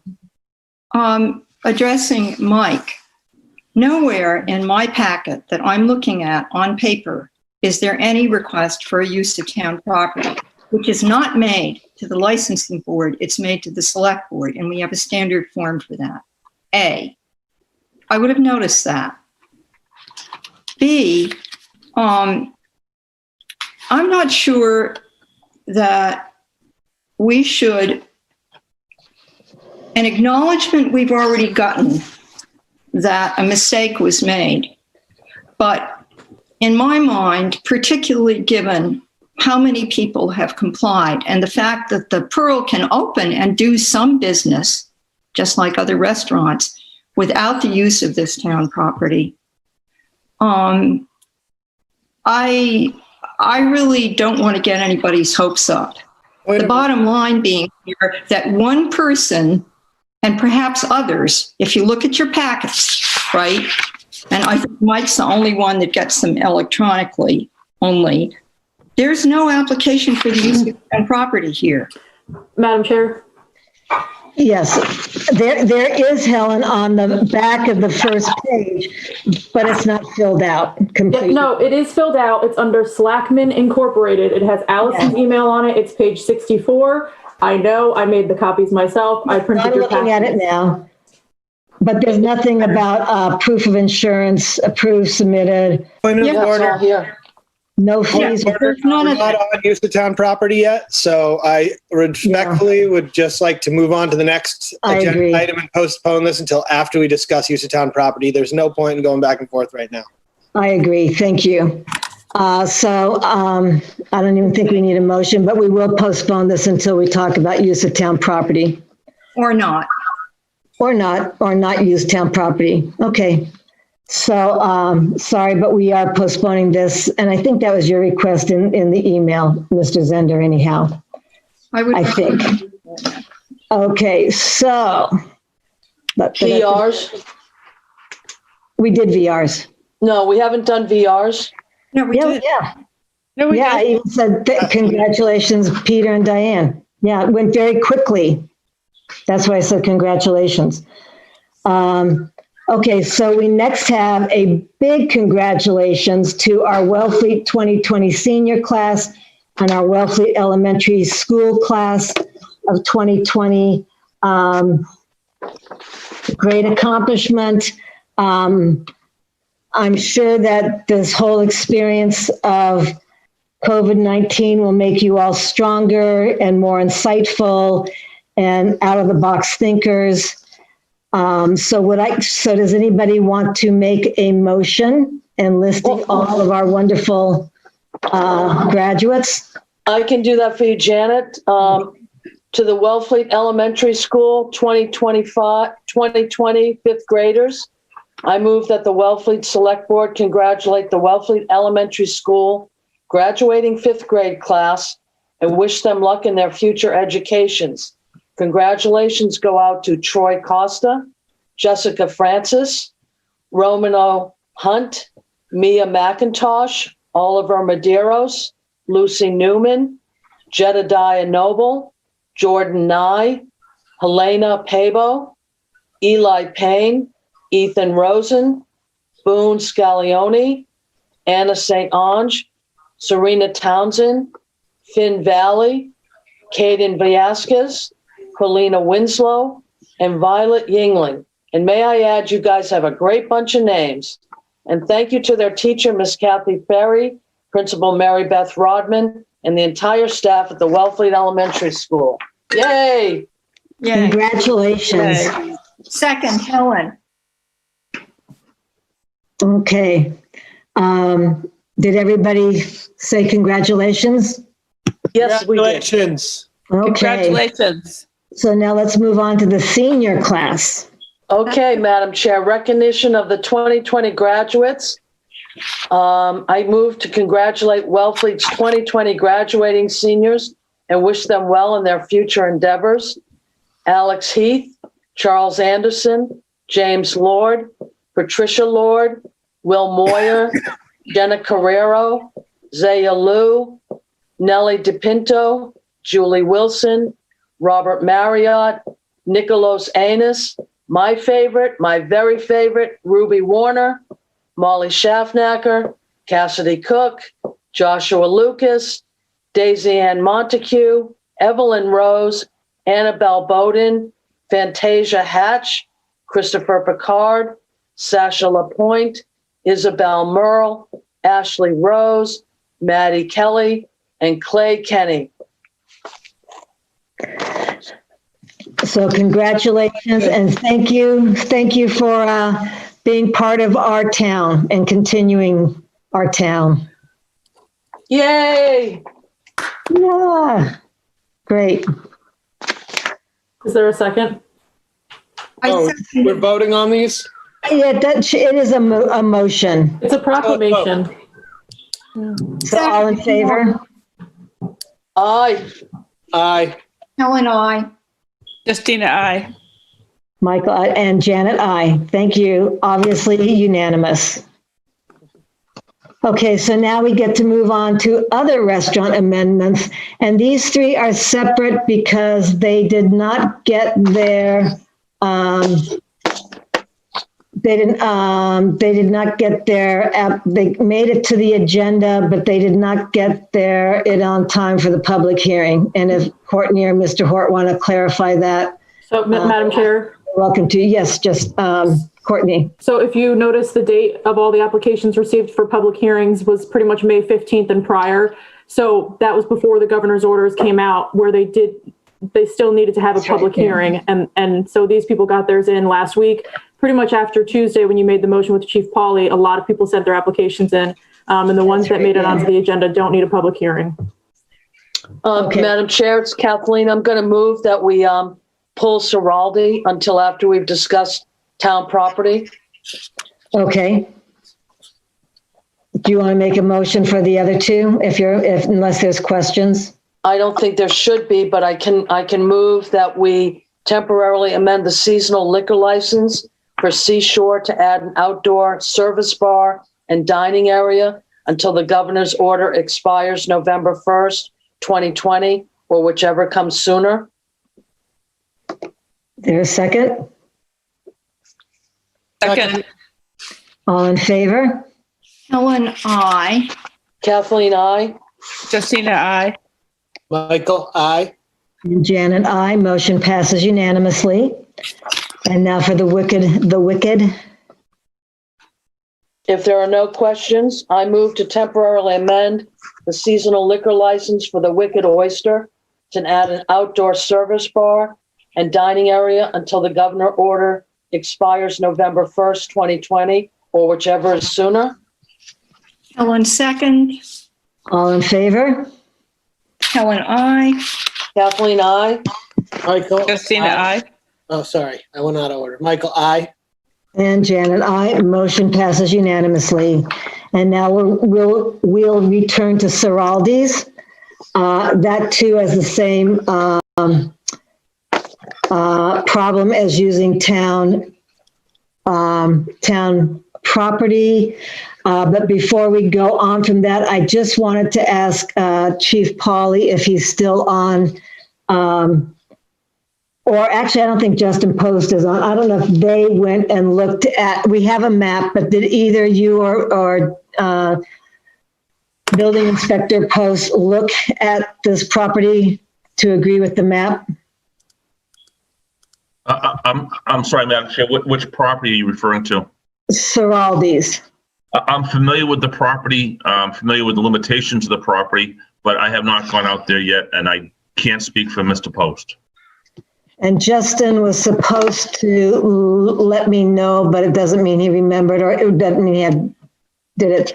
So I would think we should move to postpone this until we've talked about use of town property.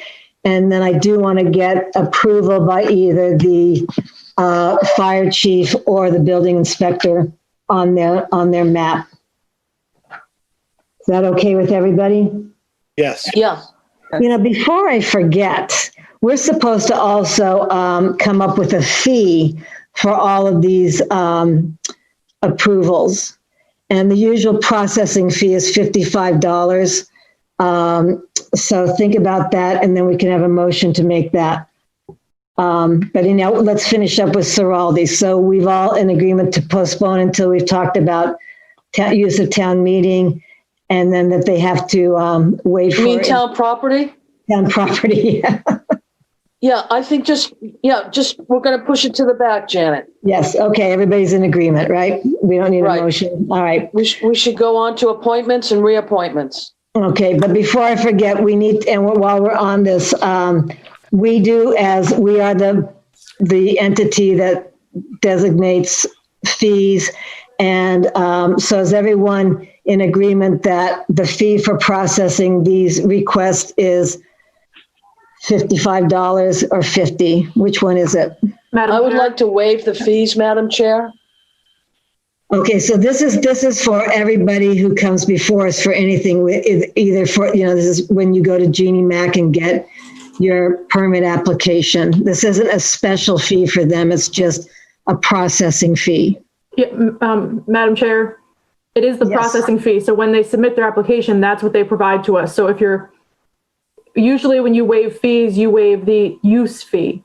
Like you waive it for when the library holds their book sale or whatever. Like that's what you would normally waive. You've never waived the processing fee before. Right. And I'm not sure if Jean Mack wants to weigh in on that at all, but that's usually how it goes. They're paying a processing fee right now. Yeah, and Jean says they're $50. 50, okay.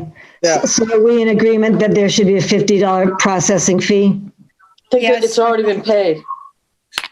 I don't think so. Madam Chair. It has been paid. That's been paid. By all of them? That's why it's marked on their forms, yes. Well, it's not marked on our, okay. I'm going to look at this. Madam Chair, if we hold on, Helen, be patient, okay? Everybody else is interrupting. I'm talking and I'm checking. I've not seen on a number of them that they've paid the fee. Where is that, Courtney? It's only for the uses of town property, Janet. It's not for the applications for the restaurant. So it's not going to be on all of them. It will only be on the ones who are requesting use of town property. So the Pearl did it, and I'm looking for Soraldi right now, but I believe. I don't see it, yeah. All right. Well, you can talk to Jean Mack about it. Okay. Yeah, okay.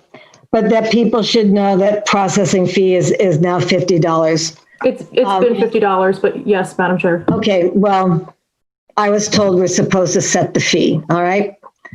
Helen, would you like to go?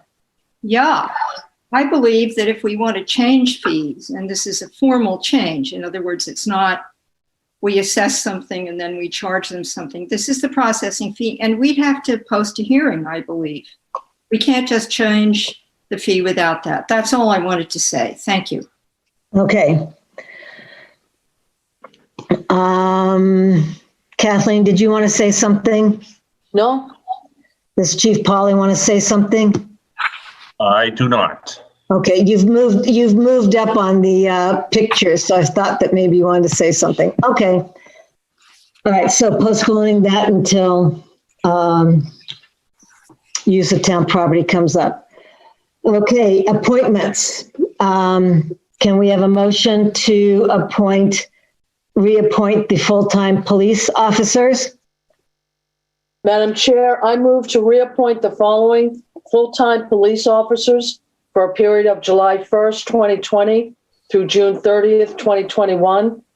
Lacio D. Oliveira, Mark Braun, Nicholas Daly, Edward Garneau, Jeremiah Valley, Robert Pimentel, Michael Allen, and Matthew McGue. You guys are awesome.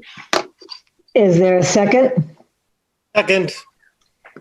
And yes, can we all vote for them being awesome too? All in favor? Say aye. Kathleen, aye. Justina, aye. Michael, aye. Helen, aye. Helen, are you there? We might have lost Helen. She's muted. I'm unmuting her. She's nodding her head. And Janet, aye. Motion passes unanimously. And thank you guys very much in this unusual time for stepping up, continuing your performance. Okay, now let's have a reappointment of the special police officers. Kathleen. Madam Chair, I move to reappoint the following special police officers for a period of July 1st 2020 through June 30th, 2021. Leslie Reynolds, W. Russell Hughes, Seth Giacomo, Christopher Hartsgrove, Eric Trudeau, Christy Pressey, Christopher Anderson, Megan Farrell, Ryan Wright, Scott Higgins, John Zooks, Mark Spiegel, and my favorite, Desmond Keough. Helen, second. All in favor? Helen, Say aye. Kathleen, aye. Justina, aye. Michael, aye. And Janet, aye. And we all thank you again for doing a wonderful, important, valued job. Madam Chair, it's just the Police Chief, Mike Hurley. Yes. So just wanted to thank you and the board again for the continued support. And that whole list of special officers, a majority of that was the National Park, just because I just want to make sure of that. And the other 4 are our summer police officers that are here for the summer. Thank you. Thank you. Thank you. Thank you for doing a good job and caring. Okay, reappointment of Andrew Ryan as seasonal deputy shellfish constable. Any questions, or may I have a motion? I move to reappoint Andrew Ryan as a seasonal deputy shellfish constable for the periods of July 1st through November 3rd, 2020, and May 13th through June 30th, 2021. Welcome back, Ryan. Helen, second. All in favor? Helen, aye. Kathleen, aye. Justina, aye. Michael, aye. And Janet, aye. And again, thank you and welcome back and have a great summer. All right, moving on to COVID-19 updates and recommendations. No. Business, A. What? Right, you're right, sorry. Yep. Who wants to make a statement? Wait, this is requested by the town administrator. So what does the town administrator want to say about short-term rentals? I don't think it was necessarily from Dan, Madam Chair. I think it's just been something that's been upcoming. So Dan is unmuted now. Okay. Madam Chair, what I'll just say is that after talking with town council, and I forwarded you that information, you do have the authority to restrict short-term rentals. She feels more strongly that that should come from the Board of Health, seeing they have a statutory responsibility for any health-related issues. And the other thing, as I said in my email, I would just request, as someone said previously this evening, that we make a decision tonight and stick to it and move on. We're leaving too many people hanging by not having a decision and there being somewhat uncertainty out there. So I would just hope we can put this to rest tonight. Thank you. Well, I would say that all along, I think most of us, and I think all of us, have always said we'll abide by the governor's decision. And it's nice to know we could do something different, but I don't think we want to. Everyone will be free to comment on that. And that it is the Board of Health. I really just hope everyone, even from the individual who rents a room in his house to somebody who rents a number of houses or motels and larger places, to really adhere to the governor's guidelines, make sure your renters acknowledge the guidelines and that you can do contact tracing. And I wanted to correct somebody who said how their rental is always clean. This year, it's going to go beyond clean. You really do have to have certain things sterilized, and that is listed in the governor's guidelines. And, and that it's going to be a different year. So does the board have anything to add to that? Yeah, Janet, Kathleen. Okay. I have a short, brief statement. Short-term rentals have been going on now for weeks in the town of Wellfleet. Yeah. The rental agents have not slowed down. And, now what do we tell everyone? We're closed for the summer. You'll get your money back. It's not realistic to think that summer activity is not going to happen because of COVID-19.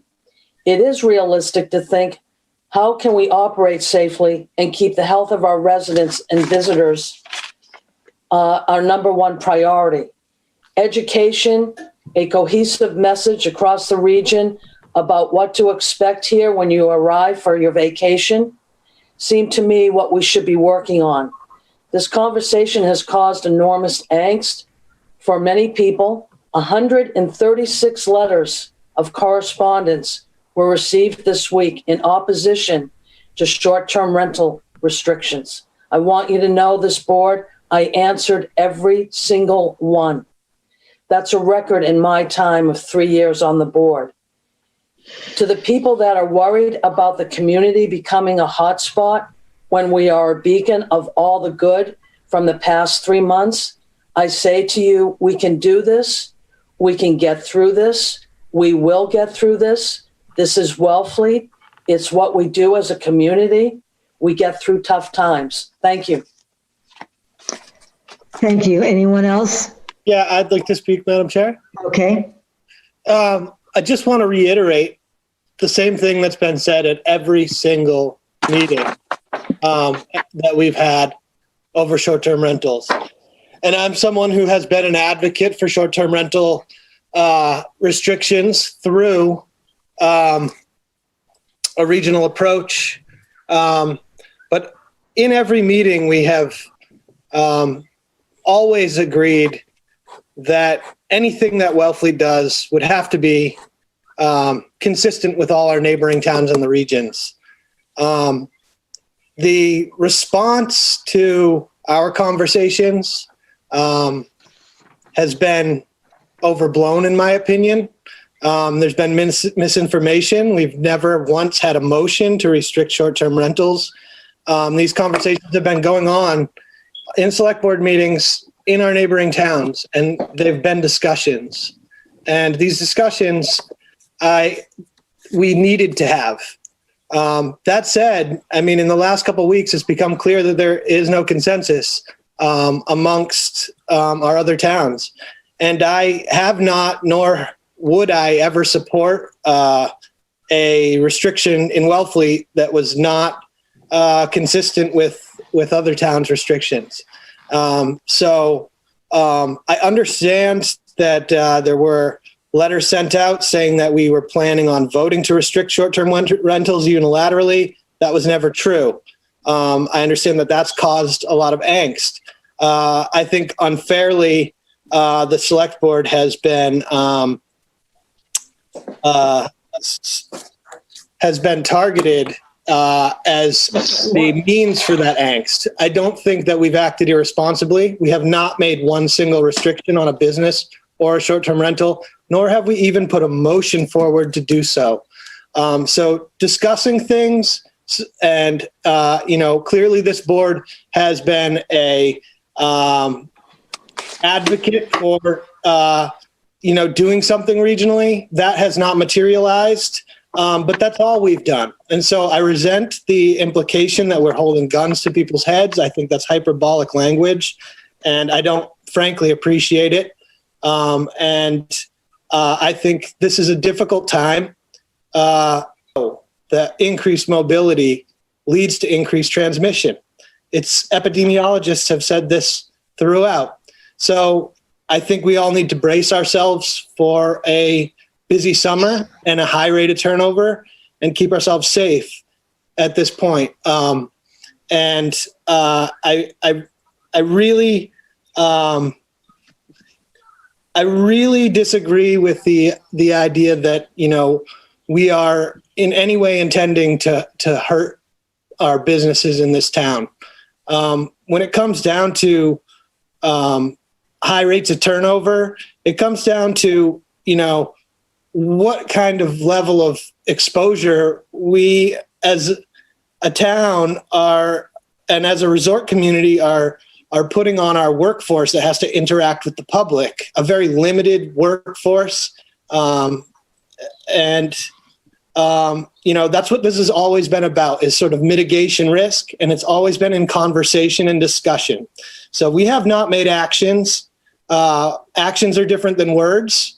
And, the amount of misinformation that I've seen posted on Facebook and in emails has been astounding to me. I mean, I'm kind of blown away by it. And I resent the implications in reality. I mean, we're doing our best here to try and use the levers that we may have to keep the town's residents protected.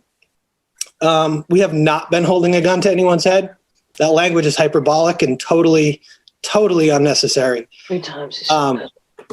And the real point that I want to make is that, things have changed a lot in the last 2 months. And 2 months ago is when we started having these conversations. And clearly they're ending now. I mean, we don't need to have this conversation anymore. Everything is open. Eastham's open. Wellfleet's open. There's no consensus.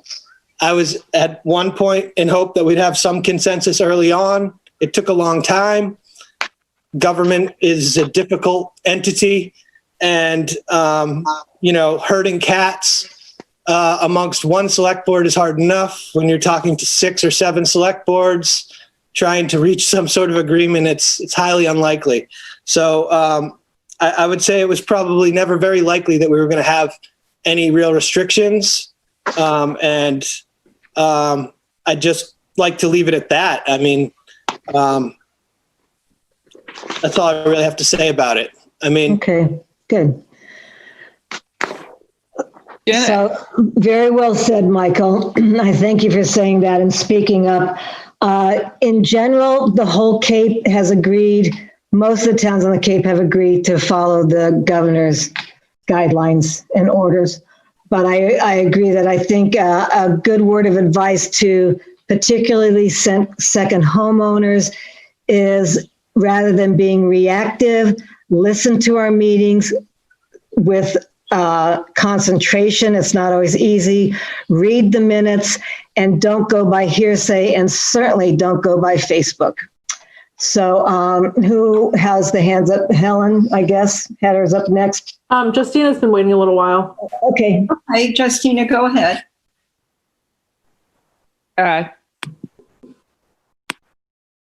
Oh, she muted herself. 1 second. Yeah, unmute yourself, Justina.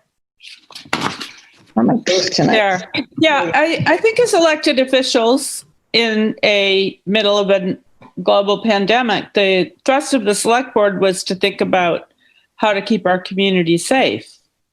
And it was obvious to me, with an average yearly influx of 18,000 people from hotspots, that some short-term rentals are a driver of that,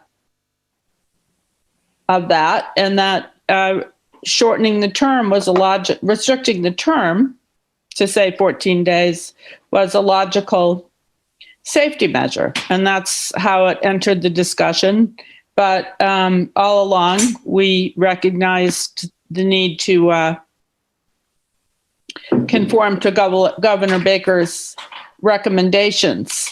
So I'll just remind everybody who's a second homeowner who rents, or anyone who rents in the summer, short-term rental, that the governor does recommend a 24-hour break between guests. So that would mean a 6-day rental period and a day, 24 hours, to allow the living space, the rental, to stay empty. That's left to the guidance of owners. And then, of course, the contract tracing and the additional cleanliness protocols.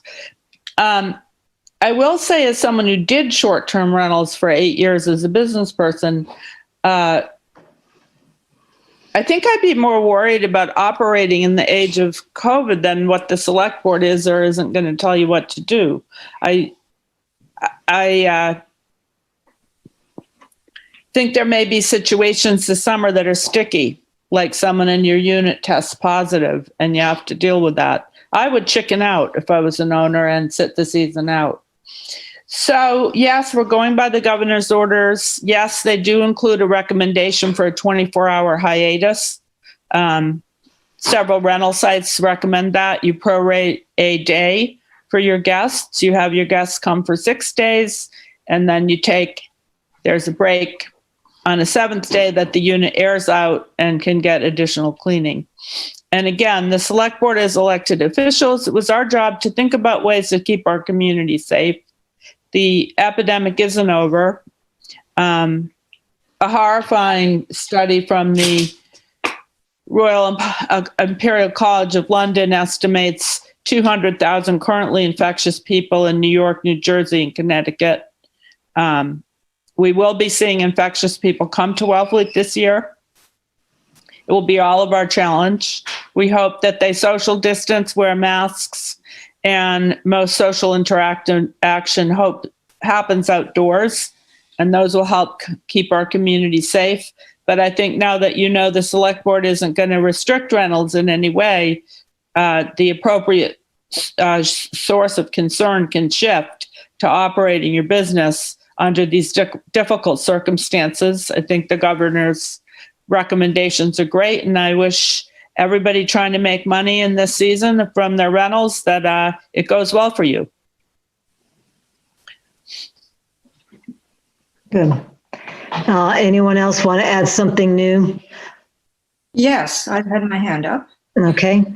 Okay, so I wasn't happy when somebody at the beginning of our meeting in the announcement section referred to the select board as having a consensus. I have been very clear since the beginning that although we need to discuss this, and I appreciated Mike bringing up, initially one set of considerations. That's what we're here for together, is to look at different ways to approach any kind of situation, right? And I appreciated, Mike, your distinction tonight between that and us actually making a vote to do something. Very important distinction. I didn't respond to all the people that wrote to us, but I responded to a lot of them, and in a form letter, which I hated sending, but I couldn't write 136 letters. And I said, I agree that the length of a rental stay should be determined by the property owner. And that's what I've been saying all along. Town council said to us, hey, it's really actually more of a Board of Health jurisdiction, but we could, if we had an objectively reasonable basis for allowing property owners and the people they rent to consent mutually to inhabit certain discrete premises for a certain period of time. No, in other words, sorry, I'm putting that wrong. That's what happens when you read things. I am for allowing property owners to do that. In other words, you consent mutually to have the people who are renting the property use it for a certain discrete period of time. This is quite different from the random and potentially unsafe in terms of contagion use of public spaces, right? That has to do with our use of town property powers. We know that already things are not going as well as they might at beaches, in parking lots, and on our streets and pathways in terms of social distancing and wearing masks. And I would just, in my letter to all those people, my email, I urge them to require the people they rent their properties to provide their tenants with our COVID-19 beach regulations. And even to put a text up like they do in hotel, on hotel doors. Because I said this earlier, we really don't want to become the town, the area where we generate more infections than we might if we weren't such a beautiful place with so many people coming to rent. We don't want to generate a cluster. Thank you. Thank you. Mary Ellen Manning.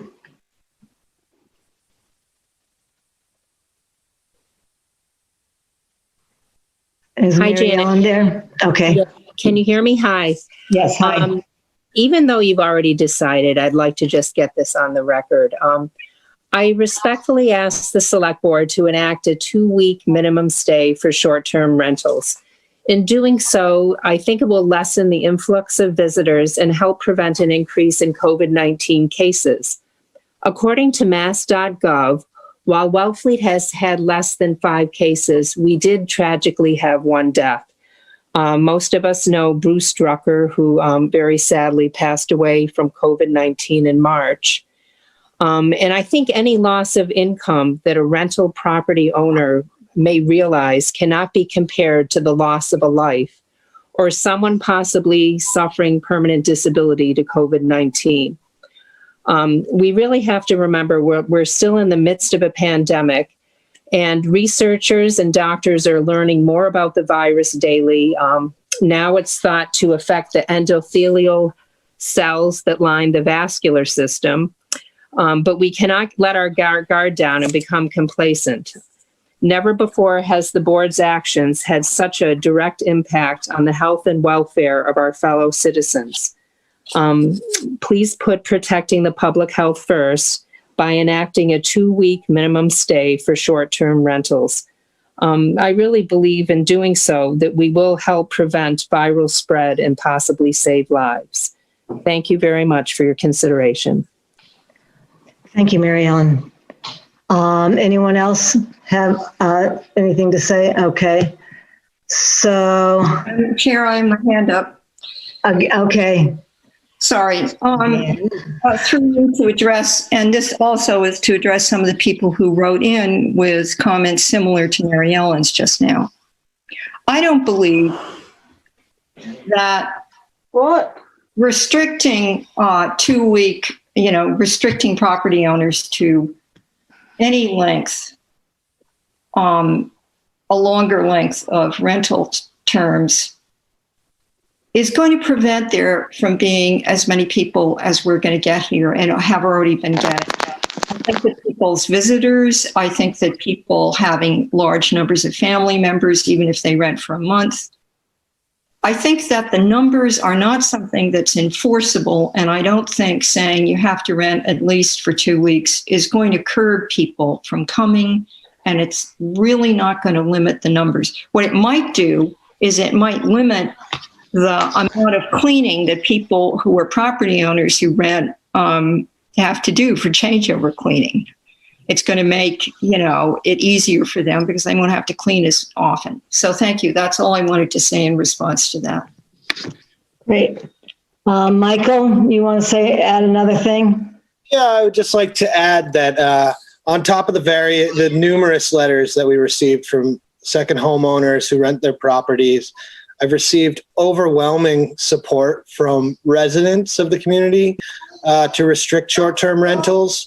And the reason why I believe that it would have been a mitigating factor is that it would reduce the amount of turnover. In other words, it's not that people can't clean after their renters leave, but the exposure to our workforce from the rapid turnover we see, particularly in Airbnbs of 3-5 day rentals, just the volume of turnover.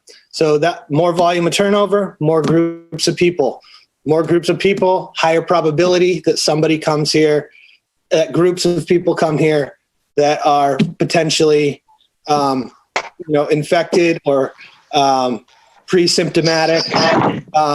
And so there's a rationale behind it. It does not have no rationale. There's very few mitigating things that we, as a board, have control over. That was one of them. That said, I will say that, doing it without the region involved would have very little impact, low to none, because, the Outer Cape is a region. If people have to stay in Eastham instead of Wellfleet, they'll just stay in Eastham, and all we do is hurt our own, businesses and hurt our own rental market here. So, as much as I, agree that short-term rental restrictions were in order, I disagree that doing it in Wellfleet would really have any impact substantial enough to make any difference in the rate of turnover and the safety of our residents. Okay. I just want to say that I've heard from a lot of residents personally and through texts and emails a lot of support and actually requests to do this. But it's unrealistic for us to do this as a town unilaterally. It just doesn't make sense. Janet, quickly. Yes. Thank you very much, Mary Ellen, for your comments. I agree with you, but I must say we had our state rep and state senator come and say they didn't support a town restriction. It didn't make it into any kind of governor's recommendation either. And I will say we were the recipients on the select board of organized letter campaigns from short-term rental owners who did not express an interest in stepping up and having a voluntary restriction, did not express an interest in trying to market 14-day rentals, despite real estate agents saying that longer-term rentals were in demand. I was personally discouraged that I didn't hear more from our fellow Wellfleet homeowners that they were willing to try and step up and do what it takes during a pandemic. It was more, I think sometimes it's tempting to blame someone like the select board. The virus is our opponent, and the virus, like it or not, will be our opponent this summer. So we're going to have to move on to other measures than restricting short-term rentals to try and keep our community that we all love so much safe. And any second homeowner definitely can try and run their property to try to go for the 2-week and longer rentals and do their part. Good, thank you. So this is all new to everyone, and you can see how in the last 2 months it's changed. And I just advise everyone to do their best and be safe and make everyone else around you safe. And, the governor has said he will consider phase 3 in 3 weeks, which is June 29th. And the way he will do that is presently, at least on the Cape, and I think most of Massachusetts, the number of cases and deaths is pretty low and pretty stable. Doesn't mean it's non-existent. And that if there's a spike, we go back to being shut down. So it's really up to visitors, renters, homeowners, restaurants, movie people, whomever, cousins, family coming in. It's up to you to keep our town safe, and it's up to everybody to keep it open and making money, which is what people seem to want to do. So let's move on. Oh, Matt Rosenberg. Okay, go for it, Matt. Hey, I just want to say thank you. This is not something that second homeowners or any other homeowners are not taking seriously. We are all very much invested in the safety of our guests, our families, the community. And I just want to make sure that you all know that we are, well, I guess I can only speak for myself, but we are being very open and transparent with guests about what they need to do in order to vacation safely this year. Thank you. Thank you. And, I'll just add, and then I really want to move on, is it's better to operate from a place of trust rather than fear. And I just trust people will do the right thing, but we're all afraid of the people who won't. So let's all be good and participate and keep our town safe. So let us move on to visitor beach stickers. I don't know if Suzanne's still on the line, if she wants to update us on beach stickers. She may have gone to sleep. She's on. I'm unmuting her. I'm right here. Okay. Okay. Yes. Well, I asked for this to be on the agenda, and I really think that the subject is now moot because there will be no restrictions on short-term rentals. So all I'm asking for tonight, your previous vote said we wouldn't sell beach stickers, visitor stickers until the 20th, but I was hoping that you would move to revisit that vote and allow me to sell them as early as the 13th. And you're referring to visitor stickers or visitor stickers, 3-day, 1 week, 2 week, and seasonal. Okay. So Janet, I have a motion written out. Okay. I move that the sale of visitor beach stickers commence on June the 13th. Ellen, second. Can we discuss this first before we make a motion? Yeah, we did kind of rush it. Yeah, go ahead, Mike. I just would like to propose that maybe we open visitor beach stickers to all beaches except for maybe one beach that we leave for resident taxpayer only, just for our residents and taxpayers to feel the ability to get to the beach and the safety of not having that sort of rate of new visitors and people traveling in and out of town. So if we could basically say visitor beach stickers to all beaches, except for maybe one pond and one oceanside beach, I would prefer that. I don't think that's legal. Why not? Why isn't it?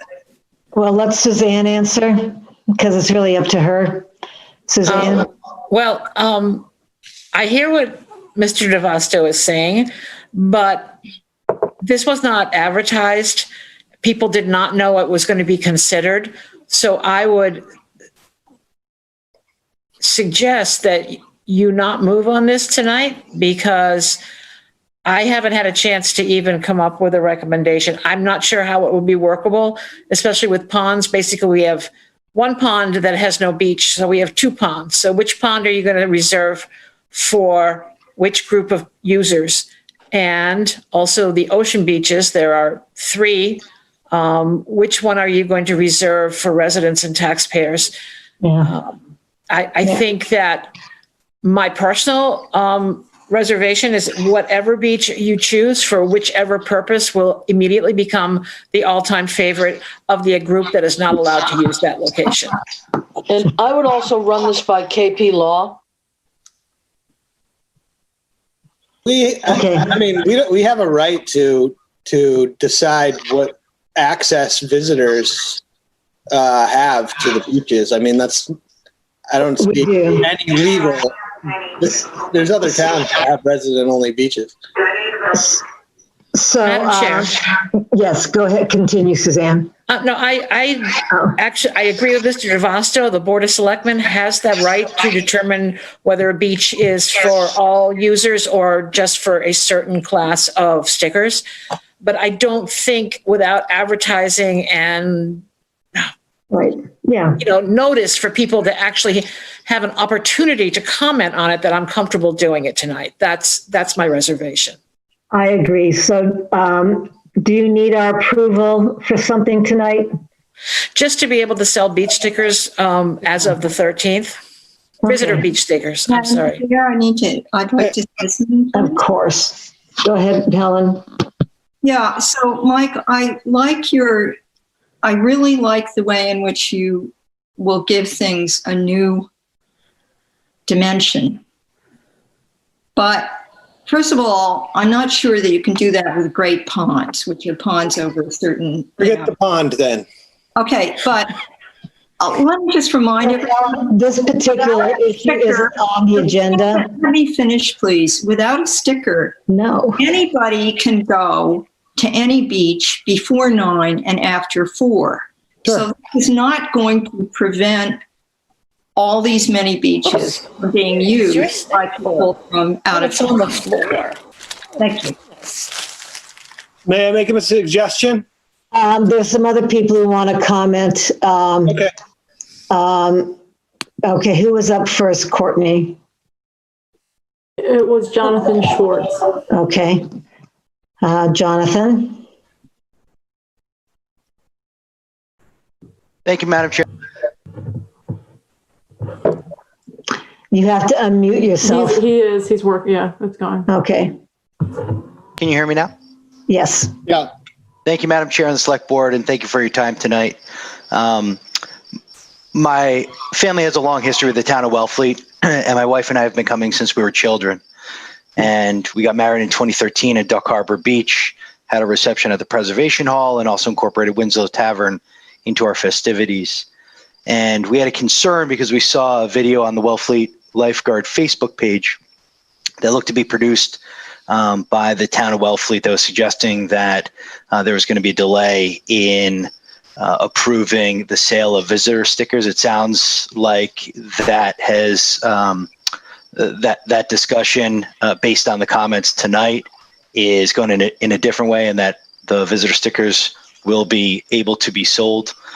So I'm pleased to hear that, and I thank you for the consideration to sell visitor stickers to visitors, especially citizens of the Commonwealth of Massachusetts who have never been subject to any mandatory 14-day quarantine. And we've been sitting in our house and waiting to come to the beach to Wellfleet and get some fresh air. So thank you for your time.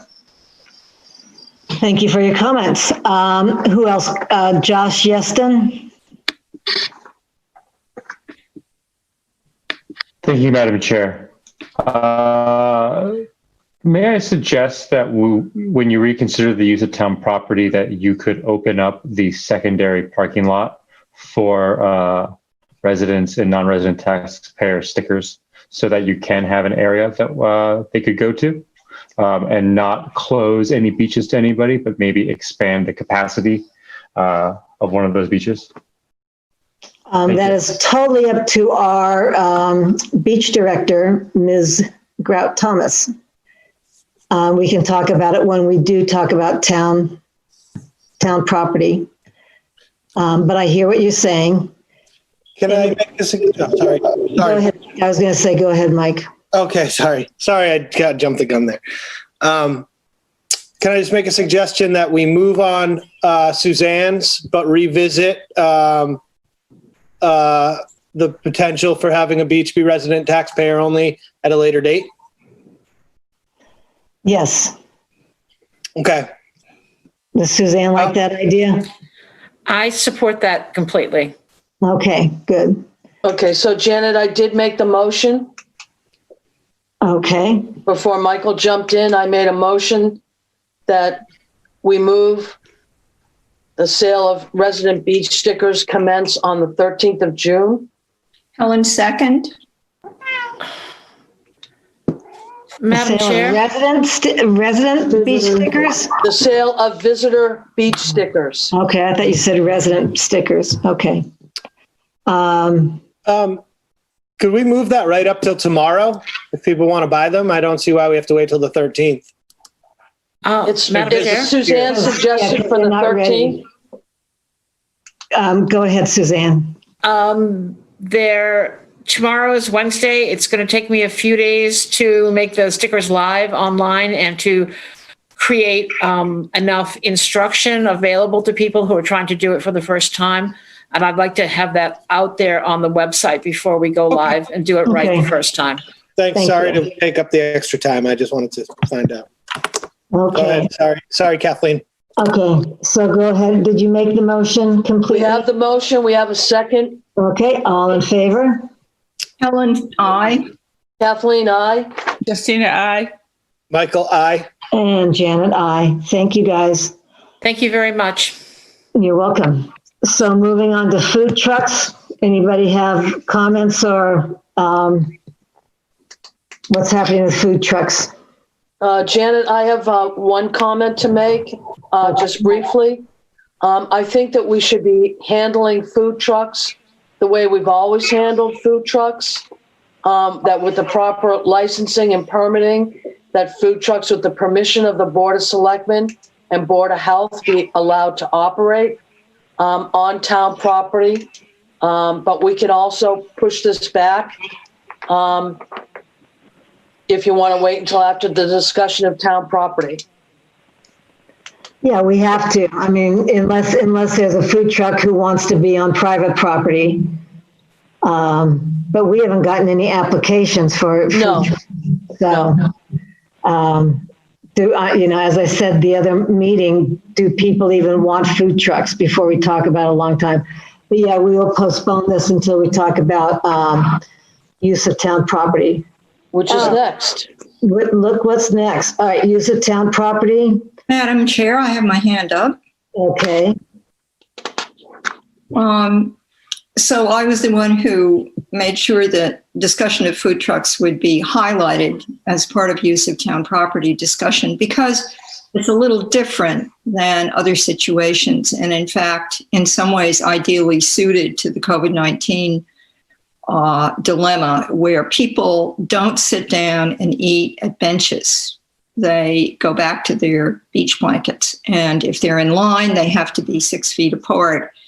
And what I did was I called up somebody who usually has a food truck at one of the beaches. And I said, what are you up to this year? Just to see what the climate was. And he said he was waiting to see what we did. And I strongly urge us to allow them to use town property, given all the other hoops they have to jump through. I agree with Kathleen. So thank you.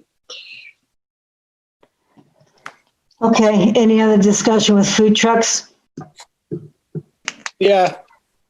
Go ahead, Michael. I was wondering if actually we should, and this is, just a question, if we should allow, like many communities do, mobile food trucks so that they could park in certain spots and have, rotating in and out if they so request, that we could maybe make some kind of special permit during COVID-19 to allow them to get around so people have more options. I'm concerned about the capacity of restaurants being severely reduced and the amount of visitors that we have in town being at or above a normal level. And, so I think it might be prudent to make sure that food trucks can make it, because if they're stuck in one location that's not very good, maybe they can have sort of scheduled places where they go. It happens in other communities. We've never allowed it in Wellfleet, but under the circumstances, it might be something that we may want to consider putting out there and see if people apply to do that. So. I think in the past there's been concern about them moving, during traffic times and stuff, but I don't have any problem with that. Suzanne had her hand up. Or has it up? Yeah, thank you, Madam Chair. I just wanted to distinguish between food trucks that require a use of town property and food trucks at the 3 ocean locations, which go out to bid and they're under contract, and it's achieved through the normal procurement process. So there is no use of town contract of town property associated with food trucks at the ocean beaches. Okay. Wait, say that there's no use of town property at ocean beaches? It's a contract. Come on, there we go. No, it is a contract, and it's awarded through the procurement process. So there is no application for use of town property, because the permission is granted through the contract. Okay, all right, thank you. Madam Chair? Go ahead, Helen.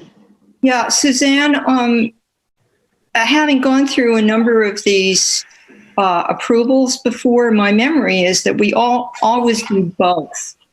We approve it as a licensing board, and then we also do it as approval of use of town property. And the licensing board application has to include the location that they're approved for. That's my memory of it. And we're not getting plans. Well, I don't disagree. I'm just saying that the existing food vendors, mobile food vendors or food trucks at the Three Ocean Beaches do not go through that. They go through the approval process for being through the health regulations of being a food truck in Wellfleet, but where they land, where they are attached to, the location that they must be in each day is under the contract that you approve, not under a use of town property that you approve. Right. Yeah. Okay, is that clear with everyone? Yep. Okay, can we move on to use of town property? Yes. Okay. Helen wants to go first. Go ahead, Helen. I do? Oh, I've still got my hand up. Right. Your hand's up, yeah. Okay, why not? We've already been looking at this appropriately because it's a tangential issue to much that we've been talking about. So I still think that given how many other places there are in town that are private property or park property, that we should forego the fees still for this year that we get for allowing use of town property because of what I said earlier when we were talking about short-term rentals. This is not over. Things are better. The healthcare industry is more equipped to deal with things. But we've all, or many of us at least, and I certainly have experienced people coming here, they're weary of taking precautions, and it's just not that safe out there. And a lot of people are still asymptomatic. And herd immunity is very interesting, but in Sweden, where they've been doing that, they also sequester old people. Guess what? I'm an old person. And they're people that have immune system problems or just people that aren't in that great shape without being sick. And I think that for this year, given that there are other places in town that people can use and enjoy in big clusters, in big groups rather, that we should continue not to allow use of town property, given that people can go to the beach and they can have a group of people that I think would be too large even for me to want to be with. And I like big groups of people and I like parties, but I'm just not going to do that this year. So, Helen, excuse me, like, what are you referring to with large groups? Are you talking about weddings or use of town property is? I'll tell you. It also includes teaching, surfing, and things like that. So, what are you referring to with large groups? A large group for me is 10 people. Okay. And it's 10 people who live together and are all consenting adults, or who are a family that decides to take the risk together.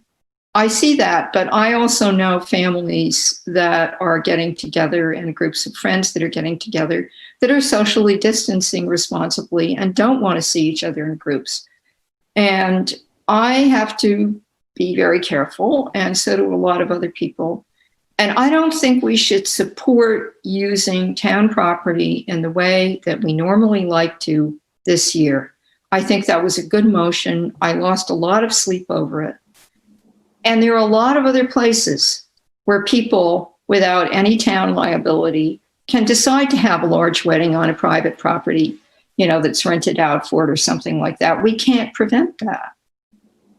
And I wouldn't want to do that on somebody's private property. I would feel very foolish going to such a thing at this point in my age. Thank you. Janet, may I? Yes, you may.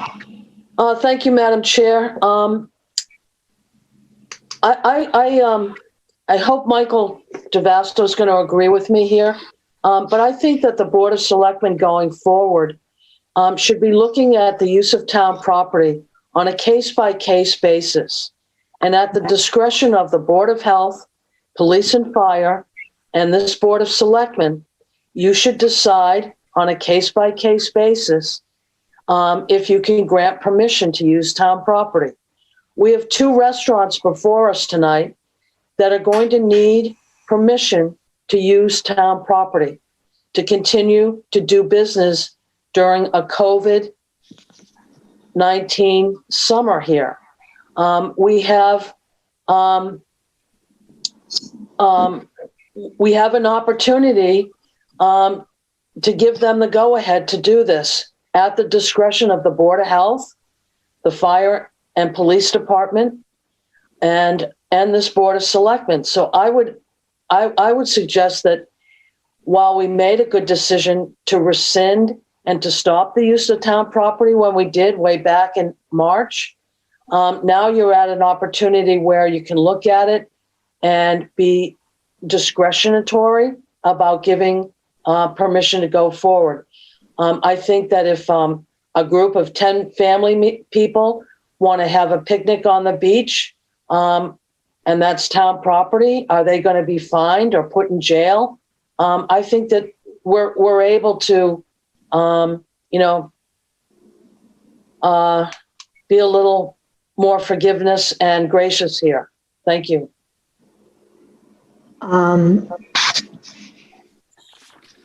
So to me, this was also about allowing yoga being taught, surf, paddle boarding.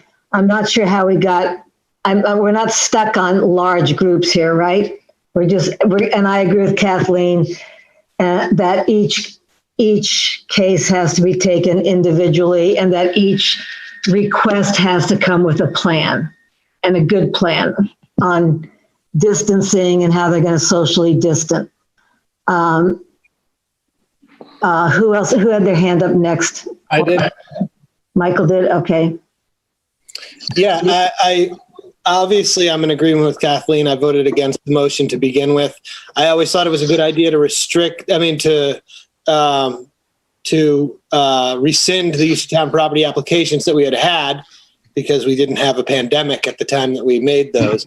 Going forward, we need to be able to hear requests to use town property. It doesn't mean we have to accept every request. The idea is so inconsistent. I don't really understand where Helen's coming from, where we can expect people to adhere to social distancing on the beach, adhere to social distancing in all these other public venues, but we won't hear requests for use of town property when people submit a plan that follows the governor's guidelines for social distancing. They have a sound plan that's approved by all the other departments in town. I just don't understand the logic in not hearing that request. It doesn't make any sense to me. So I'm where I was when this discussion started. I believe that we should hear requests for use of town property and take them on a case-by-case basis, as Kathleen had suggested. That's where I started when we initially had this conversation, and that's still where I am today. So you can count on my vote of being to allow requests to the use of town property beginning immediately. Janet, I believe I'm next. Okay, Justina. Every single person who comes before us with a request for town property is going to think that their request is safe and has merit. So we're going to be in an impossible position of making judgment calls. And I think that we should give exemptions to these 2 restaurants that have longstanding use of town property. But in general, we should leave the decision in place that we made. There will be outbreaks this summer. There was just an outbreak on the Jersey Shore. I don't want to be arbitrating whether or not a yoga class is safe or a paddleboard is safe or isn't safe. We're in the middle of a global pandemic. This year, people can't use town property. It's not the worst thing. I agree with what Helen said. We can't police the entire town, but we can take an almost philosophic stand that, yes, this year is different. COVID's still dangerous, and this isn't the year for the use of town property. I would exempt those 2 restaurants. They are years and years of grandfathered in use. But I don't want to be involved in every yoga class, every paddleboard. Is he going to get his face next to the little boy or not? The wedding party. It's why not just say no this year? We're still in the middle of a pandemic. Well, I would say Madam Chair. Yep, go ahead. I would say that all we're asking is to hear these cases, and that's why we have a Board of Health and a fire department and all these other departments to weigh in to help us make these decisions. So if somebody wants to teach a yoga class on the beach and they come to us and they say, we're following the governor's guidelines for, obviously they can't teach inside. Where are they going to teach yoga? There's open space. There's availability of open space. There's a governor's guidelines on outdoor exercise classes right now. So there's guidelines put in place for us to be able to rationally make these decisions. And just because we hear them doesn't mean that we have to approve them.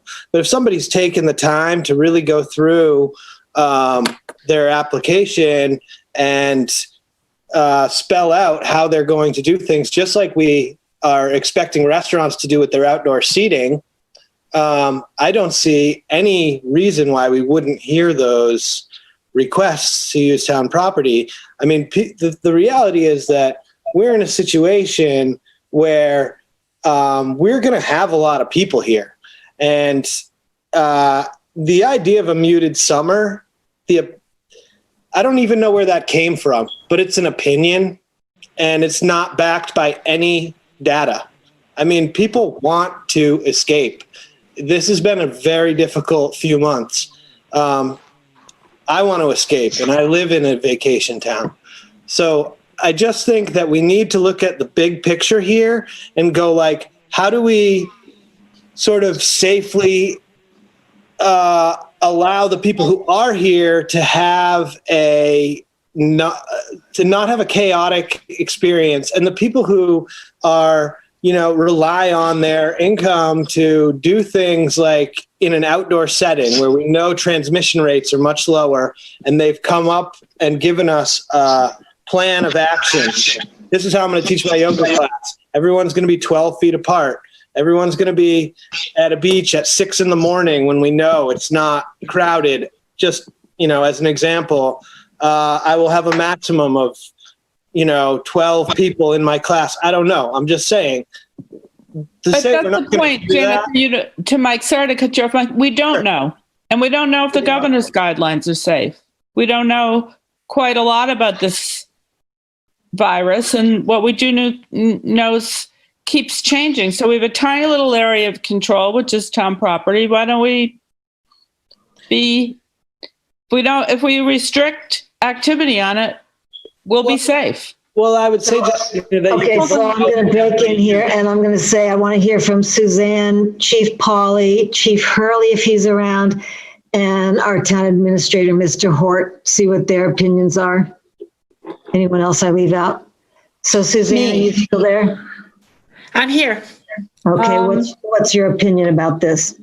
Well, I have basically a two-sided opinion. Number one, my opinion is I feel really bad for the small groups who want to have a small event. Like I got an email from a mother of a bride whose big wedding was canceled because of COVID, and she wanted to scale it down to 10 adults and 4 children on a beach in Wellfleet, and we had to tell her that we're not entertaining use of town property right now. I feel bad about that. If I were on the select board, I would feel bad for me because I cannot imagine how these use of town property debates are going to elongate all your meetings. So for practicality's sake, I would caution you against opening it up to all uses of town property, you might want to have a size limit on the event that you're willing to look at. Right. You know, Yeah. I mean, obviously there's a huge difference between Oysterfest and a 14-person wedding. So my recommendation would be to be kind, but try to limit from the beginning what you will be willing to hear. Okay, thank you. Is Chief Polly there? Chief Hurley? Madam Chairman, Chief Yes. Paul, I'm here. I understand and I support what the intention is here with the summer season and everyone being cooped up, and no one can, knows that better than all of us here. I have concerns. I'm not sure what number you put on, a gathering, other than following the governor's and the Department of Public Health's recommendations. But I will say unequivocally that I will not support any gathering of hundreds of people at this point in time. And I say at this point in time. I'd like to qualify that. And I would also say that with all due respect to the board, you should allow your department heads to weigh in. And if there's one individual, one department head that has an issue, then that, or a concern, or will not sign off on it, we're an emergency management team, that perhaps that application should not move forward. And again, that's the best that I can offer. Yeah, that's in my motion, Chief. Madam Chair, may I add to something? Hold on. Chief Hurley's not here, is he? No, I'm still here. Oh, you are good. Would you please revalue your opinion? Nope, I'm just going to be very brief. I know it's been a long meeting, and I would say the same thing, that I know that your time is valuable, along with ours, that, staff could initially vet these applications that may come in, and you may not even see some of them. We may look at them and determine through Board of Health or fire or police that it's an issue, and we can deal with it then. So, it was something that we mentioned the end of April, and I think things with COVID-19 was still pretty heavy at the time, so it just seemed easier to cancel everything. But I think staff could vet some of these and take some of that off your plate. Okay. And Mr. Hort, do you want to weigh in? I'm listening to the conversation. I go, oh, I agree with that. Oh, I agree with that. I think Suzanne made some good points in that. If it is a small family gathering for a wedding, I wouldn't have a problem with that. But I think the governor still has restrictions on the number of people who can congregate. So, if we approve something of 25 people gathering together, but the governor says only 10 can get together, we're not following the state recommendations. So, I would almost suggest that this be on a case-by-case basis, that we, as staff, we review them and look at them. Perhaps our emergency management team could look at it and have a conference call, on a group of them at a time to make a recommendation to the select board. These are difficult times. They're difficult decisions. I hate to see the person whose dream wedding got canceled and their only hope now is to get married on the beach in Wellfleet. I would love to be able to make that a special occasion for them. But I also don't want you to have to spend your entire meetings discussing whether yoga classes or surf lessons or something like that are the right thing to do. So that's an answer without being an answer, I guess. Who else has their hands up? We'll hear from Molly Kaskoff. Hello. Hi, Molly. Yep, you're on. Hi. Also on the executive board of the Chamber of Commerce for Wellfleet. I wanted to just say that I thought that businesses should be allowed to apply for use of town property. I don't think it's right for us to discriminate against one business or another, whether it's a small individual business or restaurant like has been suggested. I think that we shut down all use of town property. We are definitely limiting the use for some of these small businesses. Somebody asking for a small 10-person, 25-person wedding, they can do that on private property. We don't need to take that liability on. But as far as being the ones that move business forward, I think allowing the board to hear these requests from a business makes sense, but maybe not from private or personal requests. Thank you. Thank you. So this kind of comes down to reviewing things on an individual level. I would have to say on a case-by-case basis. Do we want to vote on doing that tonight? That that we can put a limit on it, but that so the governor says no more than 10 people in a group. So that's something that we're abiding by. But do we want to just take it from food trucks to a small yoga class to what else do we usually have? How do we want to go forward with this? Janet, do you want me to read you the motion again? Madam Chair, may I please speak? I've had my Yeah, hair. but what are you going to say, Helen, that hasn't already been said? I'm not going to respond to that. I do have something new to say, which is I felt that Chief Polly had a very good way of dealing with this. I have the stamina for long meetings. I don't like them.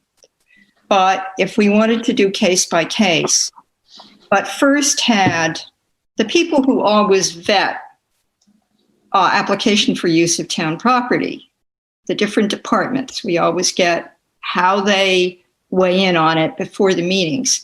But if even one of them, and I think I understood what Chief Polly said, says no, that we don't even see it.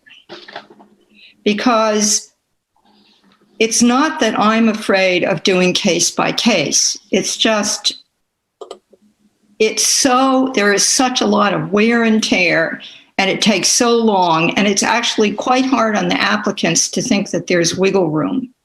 And I trust the departments to look at this from a purely health point of view. The other thing I wanted to say, and I'm surprised that Kathleen and Mike thought I was saying people shouldn't be able to be on a beach up to 10 people. We have beach regulations that we just approved, and the governor has been really clear about that. And just because I wouldn't do it doesn't mean it's not what we can do in Wellfleet. So there was some, I guess, confusion in either how I expressed myself or how I was understood. No, that's not what I said. But the last thing I want to say is things have changed.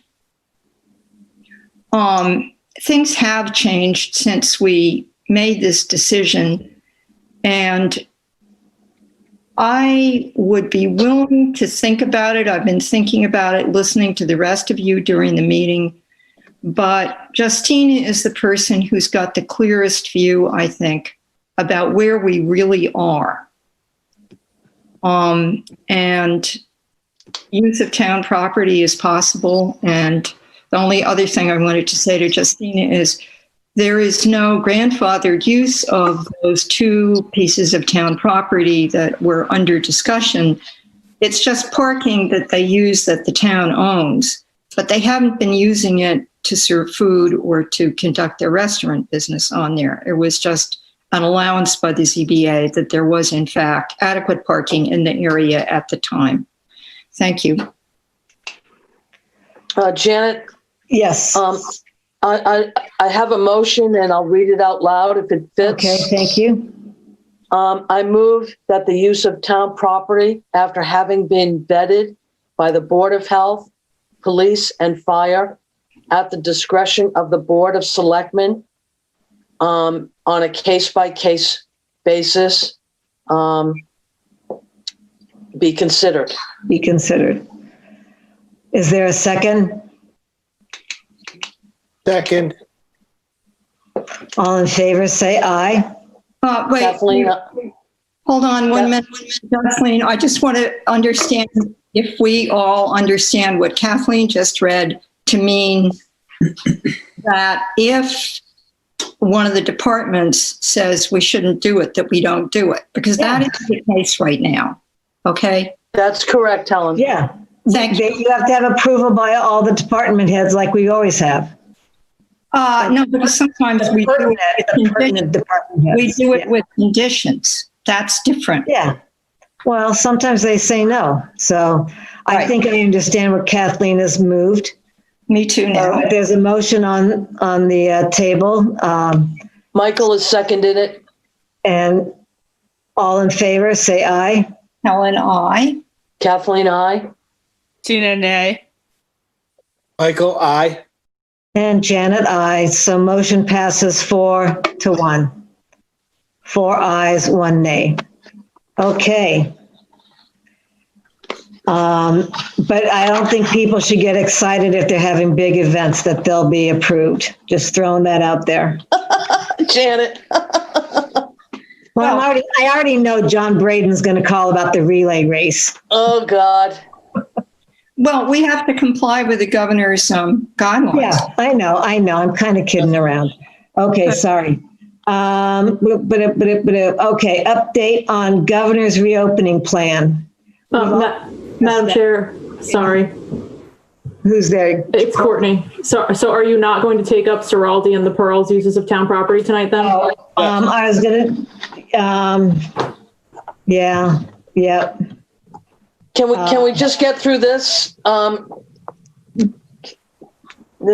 we take it in business, Courtney? You can take it whenever Janet wants to.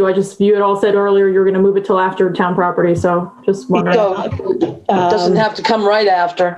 Whenever you'd like. It's your last meeting and Janet can do whatever, so whatever you guys feel is fine. Oh, that's right. It's Kathleen's last meeting. We'll do whatever Kathleen likes. I'd like to continue with an update on the governor's reopening plan. Yeah, I'd like to finish this section too. Okay, good. Thank you, Madam Chair. Anyone have comments on that? Yeah, I have a question. Mm-hmm. So is it clear to everybody that the guidelines were the governor's not mandate, but shall we say firmly and clearly expressed wish that people who are from away, not including Massachusetts, which never made sense to me, have to quarantine for 2 weeks and bring their own food and so forth?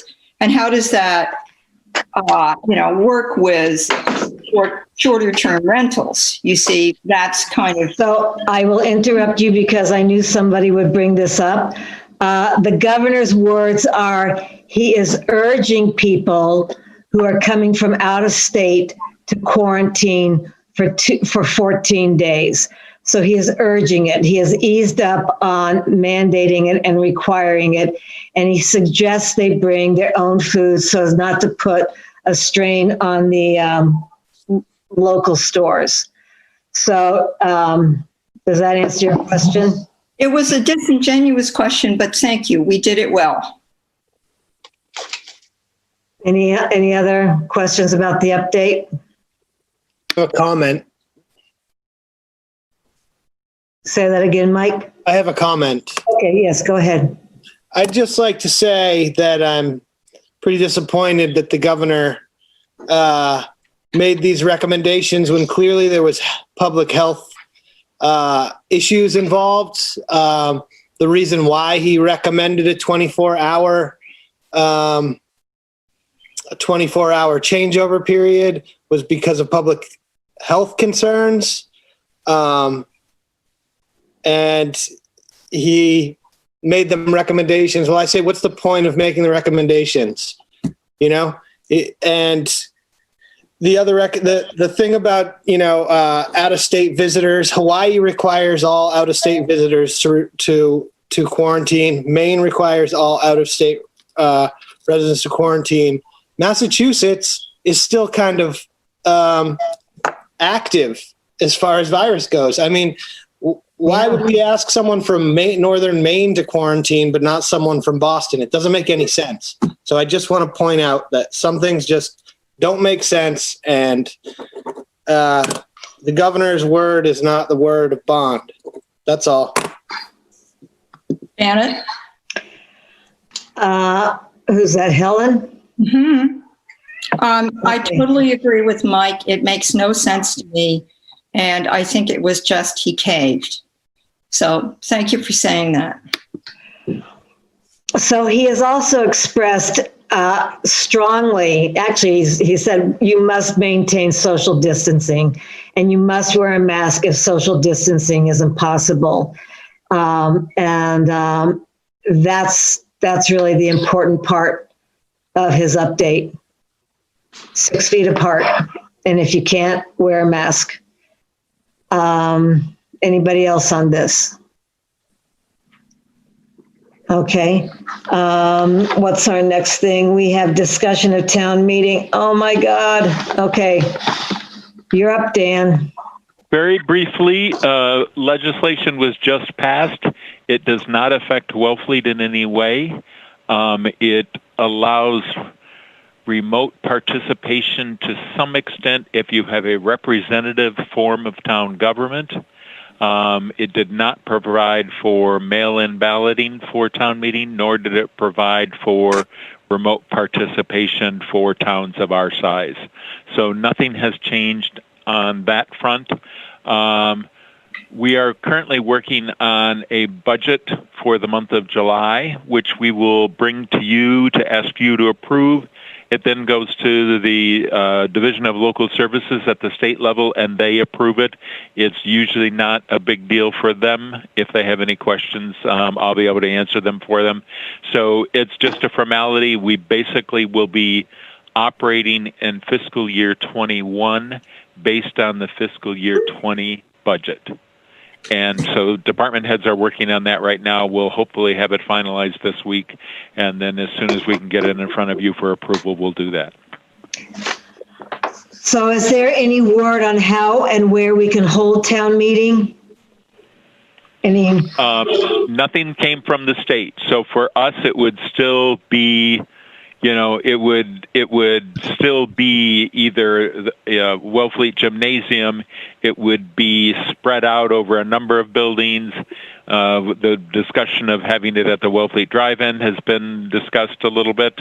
So we would have to continue to look for possible spaces where we could do it. I know Orleans right now is planning to have their town meeting in the middle of a football field. Yeah, in their track field. And they're also having it at 10 o'clock in the morning. Yeah. If you're outside, that's probably a good idea. Okay. Do we have to make a decision by a certain time? You do not have to do anything right now. You still have town meeting set for October the 5th. It will come up again probably, and I should mention this, what my intent is to do before I leave is I will have the warrant completely done and ready to go for our new town administrator, and we'll be there to answer any questions that she might have during the process, but it'll be ready to go so she won't have to do any of getting the warrant ready. So we could also, if we're not on a tight time schedule, wait to see how these other town meetings go, whether they're outside or spread out in the auditorium in different classrooms, between the auditorium and the cafeteria. We have time to see. Absolutely. Yeah. Janet? Did Dan finish? Yes, I am. Okay. Kathleen? I took the MMA webinar about town meeting last week, and I made a ton of notes, but I've condensed them, and I'll just go over them quickly for the board. Okay. That I think you should start considering. My first note, town meeting, reduce the warrant, bundle the consent articles, nix all capital spending, with the exception of the water article. 2, outdoor venues should be pursued. Have greeters and seaters. Masks are mandatory. Those who don't want to be masked should be sequestered. But I think going forward, you really should pursue an outdoor venue. 3, do a pre-town meeting forum via Zoom so that everyone is familiar with the articles on the warrant. Questions can be asked and discussions held during the forum. 4, and this was very, everybody that was involved in this webinar that's had a town meeting all of them stated this particular thing. All department heads should be involved in the production and setting up of town meetings. There should be a PSA with a walkthrough for all residents, so that if you're having a town meeting outdoors, everyone that's going to attend knows what's expected of them, how it's going to be held, and so on and so forth. There'll be no surprises. Exits and entries should be clearly marked for residents. You come in this way, you leave that way. Paramedics, police, fire trucks, ambulance on site. But 5 or 6 rather, and this I can't stress enough, from everybody that was interviewed for the webinar, you got to start the plan now. The people that have had town meetings, Sandwich, Lexington, they've been working on this for months, and it was quite a production, and they pulled it off. But this is not something you can do on the fly. You really need to plan, and you need all your department heads behind you on getting this production done. I don't know if Helen wants to add to that. Her hand is not up. But yes, I agree with you, Kathleen. I've seen the same regulations. So if you have those written out, could you give those to Courtney? Yeah, it's all the notes from the webinar. Yeah, good. I have my hand up. Oh, you do? Okay, you just put up. Very good. Yeah. So Dan, through you, Janet, Dan, can we change the date of town meeting at this point if we wanted to? Yeah. Yes, you could. Up until when? Up until when a warrant has to be sent out? You need approximately 5 weeks from prior to town meeting to vote to finalize the warrant, the printer, and it can get into the hands of the voters. Right, and you've already said that, and I sort of forgot it, but it's good to restate it. I have to say, there are going to be a whole lot more options that other towns will have tried by the time we get another month into this. And I'm surprised, very surprised, that the legislature didn't allow for there to be Zoom meetings for town meetings, for open town meetings, just for meetings, representative meeting like Barnstable, where you have elected people on the council. They're over a certain population number. I'm just very surprised at that. Did I draft a letter I said I would to the MMA? No, I didn't. Nobody else did either. But I still think that if we're getting towards the end of the summer and things have not continued to improve in relation to this very contagious virus, that the legislature, in my opinion, should give us that option. It doesn't mean we're going to use it, but it might be the best thing we can do, as opposed to taking a chance on doing something outdoors in October on a certain day when it may be pouring rain and freezing cold. The drive-in was a good idea, but I just couldn't get my brain around how everybody was going to vote accurately. And I kept thinking about it, and I kept hitting sort of roadblocks. Whereas with the Zoom meetings that we've been having in different municipalities, way more than what our quorum is, it could happen, and we could have forums before that so that it could happen and there could be discussion.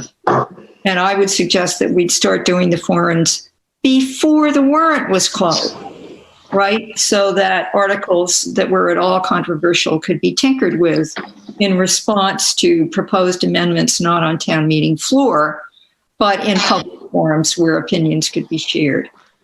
So that's sort of where I am right now about it. But I don't think that reducing a quorum is something that feels right to me at all. It means that certain people get to do it, and we always get to do it because, we sit at the head of the meeting, sort of our meeting. And others don't. And according to what? First come, first served? I don't know. It just doesn't feel right to me to reduce a quorum. Thank you. Okay, anybody else? Danny Silverman? Yes, thank you. I'm waiting for, has Courtney unmuted me yet? Yes, she has. Okay, just very briefly, I listened to the same MMA webinar that Kathleen did. It was very helpful. To Helen's point, I think it's unrealistic. I think it's a pipe dream to think that the legislature is going to give us what we need. I also think that if your concern is how do we count the votes at drive-in, trying to do it on Zoom is orders of magnitude more complicated. My suggestion is that the board, along with the department heads, along with our new town administrator, once she's on board, start working now to figure out how we're going to hold a real town meeting. I think it's virtually certain that the legislature is not going to give us that kind of relief. They're not that interested in it. We heard from Julian and from Sarah that they really don't understand open town meetings. And I think it would be a mistake to go forward assuming that we can do this in some kind of an electronic format. Zoom, as far as I'm concerned, is completely impractical. I would not support having a town meeting on a Zoom platform. I just don't think there's any way to vet who's there. I don't think there's a good way to carry on the debate, and I absolutely don't think it's a good way to count the votes. So we should begin planning now for having town meeting in some sort of a live venue. If it needs to be moved up a little bit to be certain of better weather, that's something the board might be able to do in July or August once we see how things are going and how these other towns have done it. But we do need to begin to plan now for where and when we do it in a live setting. I think that's the only realistic option we have available to us. Thank you. Yeah, I agree. I think Mia Baumgarten should be involved, and the school. And I think, Helen, the reason that they were going to lower the oh, great, I just lost the word. Quorum, thank you. Is because if it is outside, people may not be able to come or want to come, I mean, it's, and people may be really concerned about their health. I don't know how you have 6 feet apart between every chair. I mean, that's what I'm imagining. So I don't think there's a bad reason for making the quorum smaller. I think it's a necessary one so that it can continue if enough people don't show up. Having a lower quorum is not going to dissuade the people who want to be there from being there. So, okay, anything else about town meeting? Yeah. Mike? I'm not 100% sure on this, but I remember reading that the state is allowing us to go outside our town borders also. So we may want to look into other venues. I'm not sure where, right. But Danny might know about that more than I do. Because we have the elementary school for indoor space. Indoor space doesn't seem like a very reasonable thing to do. There may be some kind of outdoor venue that is covered. Oyster Fest is scheduled every year sometime after Columbus Day, and it's a multi-million-dollar event, and it's outdoors. So I don't know if we could possibly put a huge tent up or something like that. I really don't know, but I just wanted to point out that I think there's some flexibility on using a venue outside of the town of Wellfleet if we need to. That's all. So I thought they said we couldn't use a venue outside of the town, but anybody else? Madam Chair. Yes. I believe that Mike is correct. I'd have to go back and check with the legislation, but the provisions that were allowed for for all towns, the virtual meeting or electronic meeting was only allowed for representative town meetings.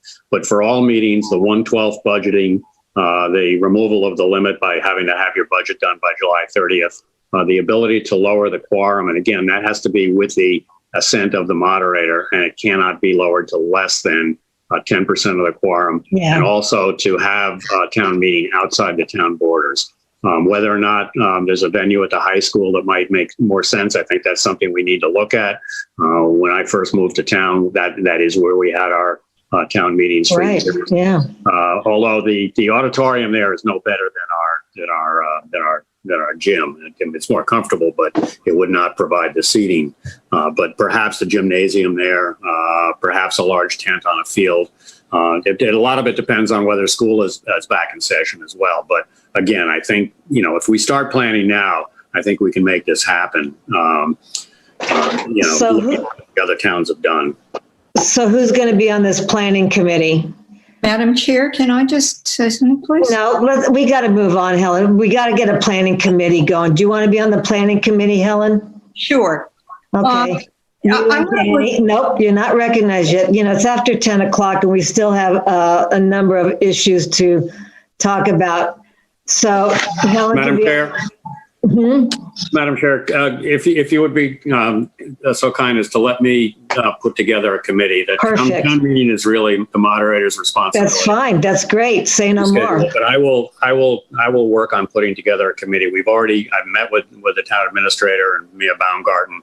I think, with the relationships I have with the current fire chief, the police chief, I think we can work on this without necessarily a lot of input until we're ready to come back to the board. Yeah, good, perfect. If you would trust me with that, I do trust you with it. I was hoping you would raise your hand. Thank you. Okay, so we'll wait to hear from Mr. Silverman. Can we move on, Madam Chair, to the next? We can. Item? I was just looking at other updates and recommendations. I think I'm going to pass by this for now because I'm not sure. I think we've covered everything. So do we want to bring up Ciraldi's and the Pearl? Madam Chair? Yes. I just had one recommendation to make. Okay. We can just go back. Chief Hurley, are you still with us? Yep, I'm here. Any possibility we can get the signage out on the highway changed? We've mentioned the beach stickers. We've congratulated the seniors, the graduating class, but with more people coming into town, we really have to keep the message going here that we expect them to be masked and to follow the safety protocol of social distancing. So if we could get that back out on the signage on the highway, I can't say it enough. That the message has to be cohesive going into the summer season.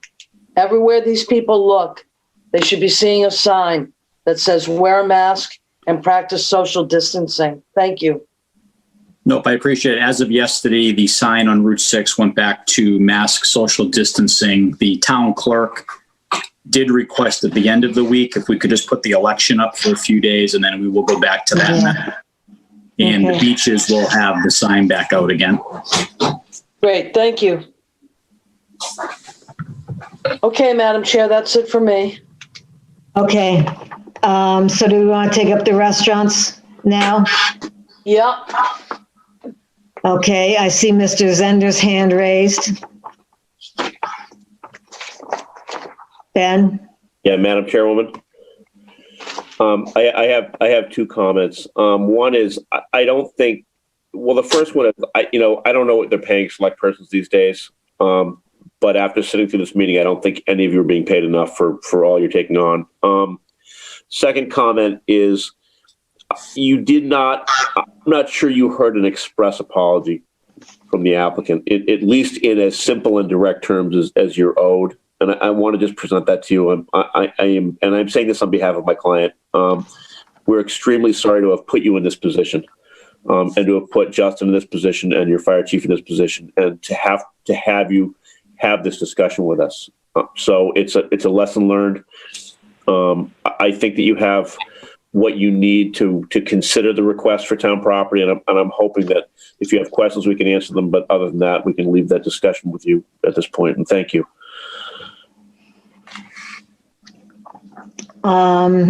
Anybody else have a comment? I think there's a fine for not asking for a permit, by the way, for not getting proper permitting. So we'll look into that. So, Madam Chair, I have a comment. Okay, Helen. So we just took a look at where we are with use of town property in relation to the COVID-19 virus. And we're here in the present, and we decided to basically go along with what the governor said. Groups over 10 people, not good, mask when you move, and so forth. Okay, I'm with that. I voted for that.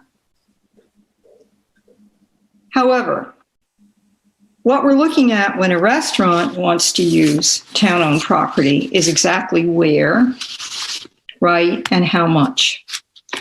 And unlike, let's say, a beach parking lot where people are moving, but they're not stationary, or they shouldn't be hanging out in groups periods of time, I feel that the liability that we decide to take a risk with is greater when we say, yes, you can put tables out there. It doesn't matter who's downwind or upwind, but you could have a group of 7 or 8 people, all of whom see each other all the time, and they've been sheltering in place together. And then you could have somebody downwind from them, a couple of 4, 4 seats. And they would be at risk even if they were, say, 6 or 7 feet, or even 10 feet away from this other group, because everybody would be stationary for quite a long period of time. And I don't think that for this particular use of town property, I want to vote for it. And this has nothing to do with when the Pearl applied and the fact that they did it without, they weren't in compliance, they broke the law. I'm not looking at that. I'm looking at it as if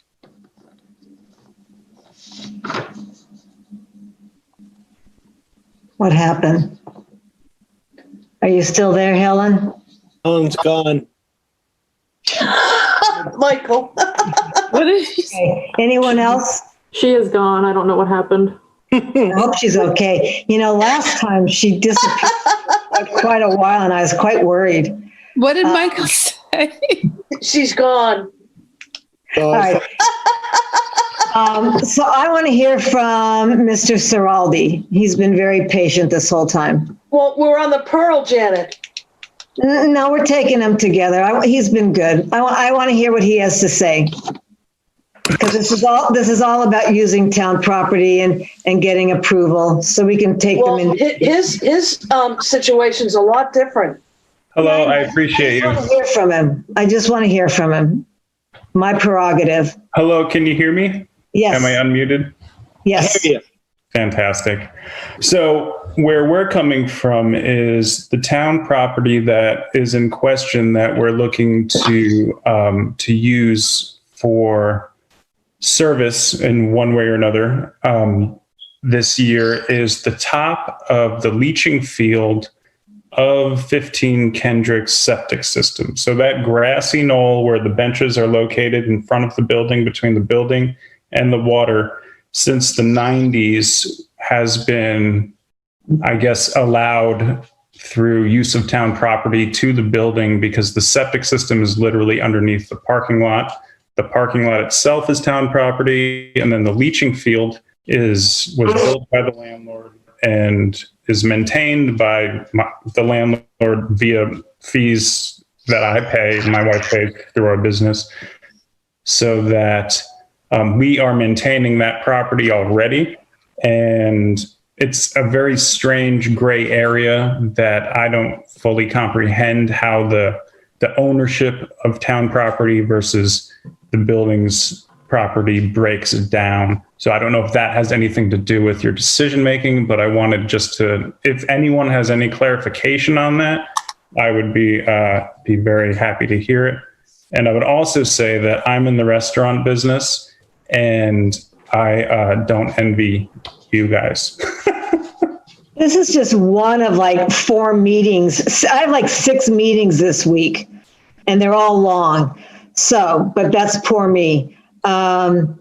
So one of the things. You understand? Well, my point is that if there was no septic system, there would be a barn at 15 Kendricks. So how does it break down that the town land is the septic system for a building that couldn't exist without that spot on the town land, and the town isn't maintaining that land, the building is, and it's very, very muddy. And therefore, I implore you to consider that when you're making your decision about who can use what in that spot specifically.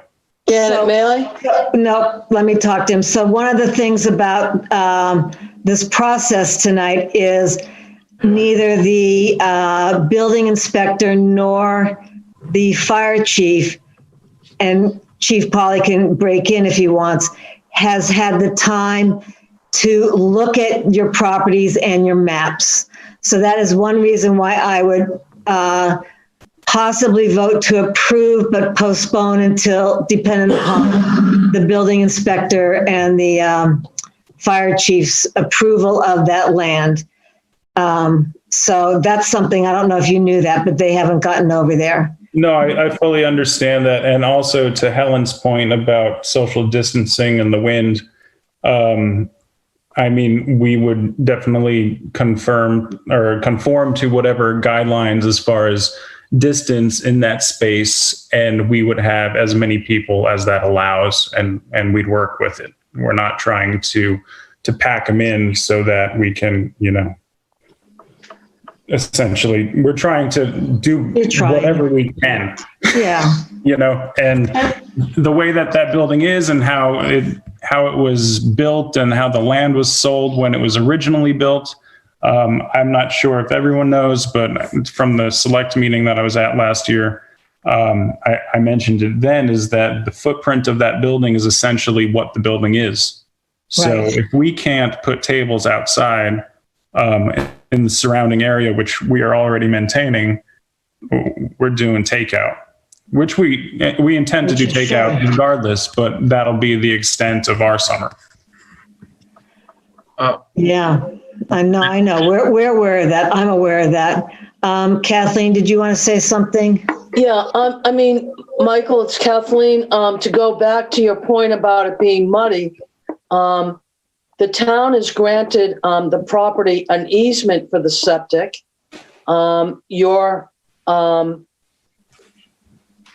We have this situation with Preservation Hall. Preservation Hall has a lease on the building, and that stops with regard to the surrounding land and the yard around it.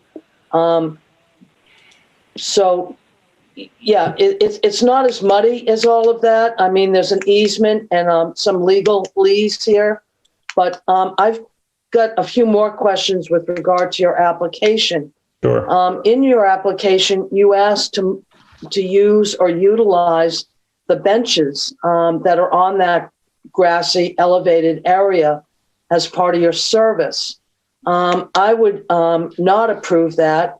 Those benches have been donated in memoriam to families or people that have passed on. And I can't, they're in the town domain. And I don't feel right using them for the profit of a business or the service of food or alcohol. I also think that the steps that go to that elevated area would not pass muster with the building inspector. They are rickety.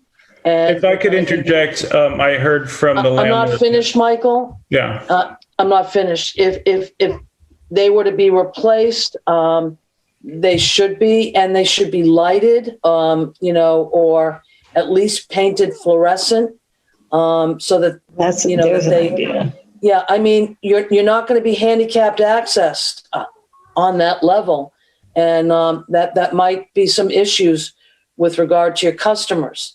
It's Sorry. just, yeah, yeah. How many tables do you have indoors, Michael? The tables are flexible. We have a capacity of 45. And 14 tables are outside?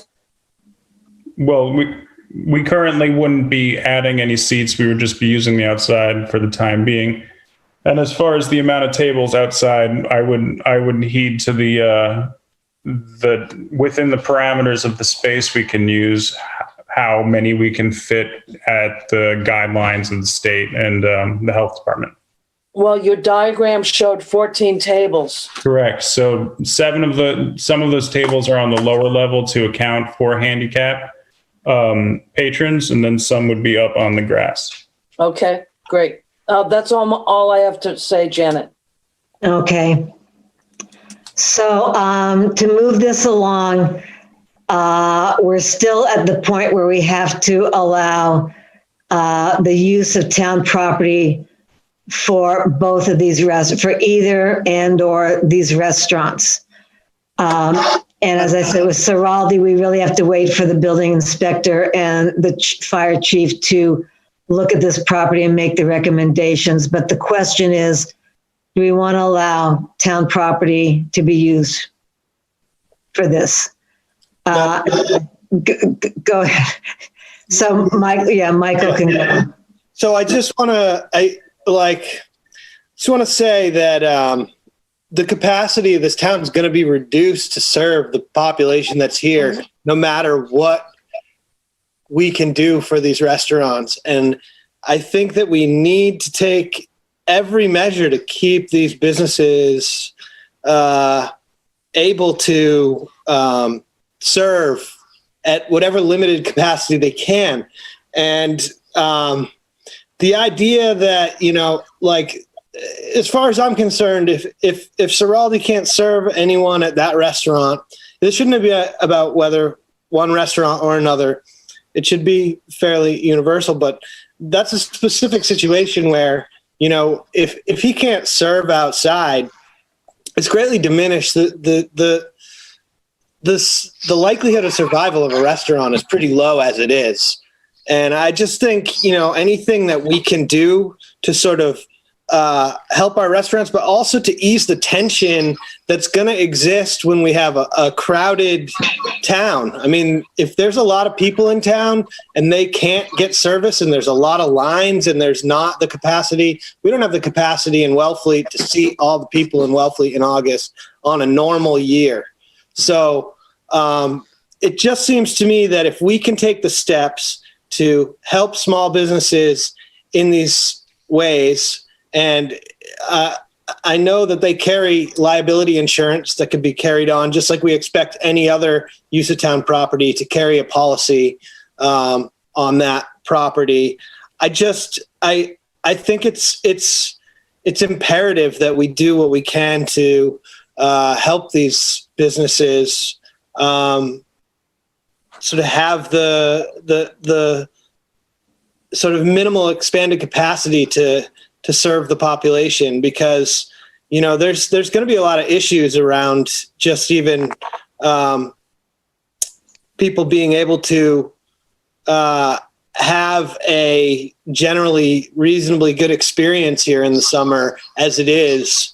And I don't buy for 1 second the muted season theory. There was just an article published about Airbnb and HomeAway vacation services surging.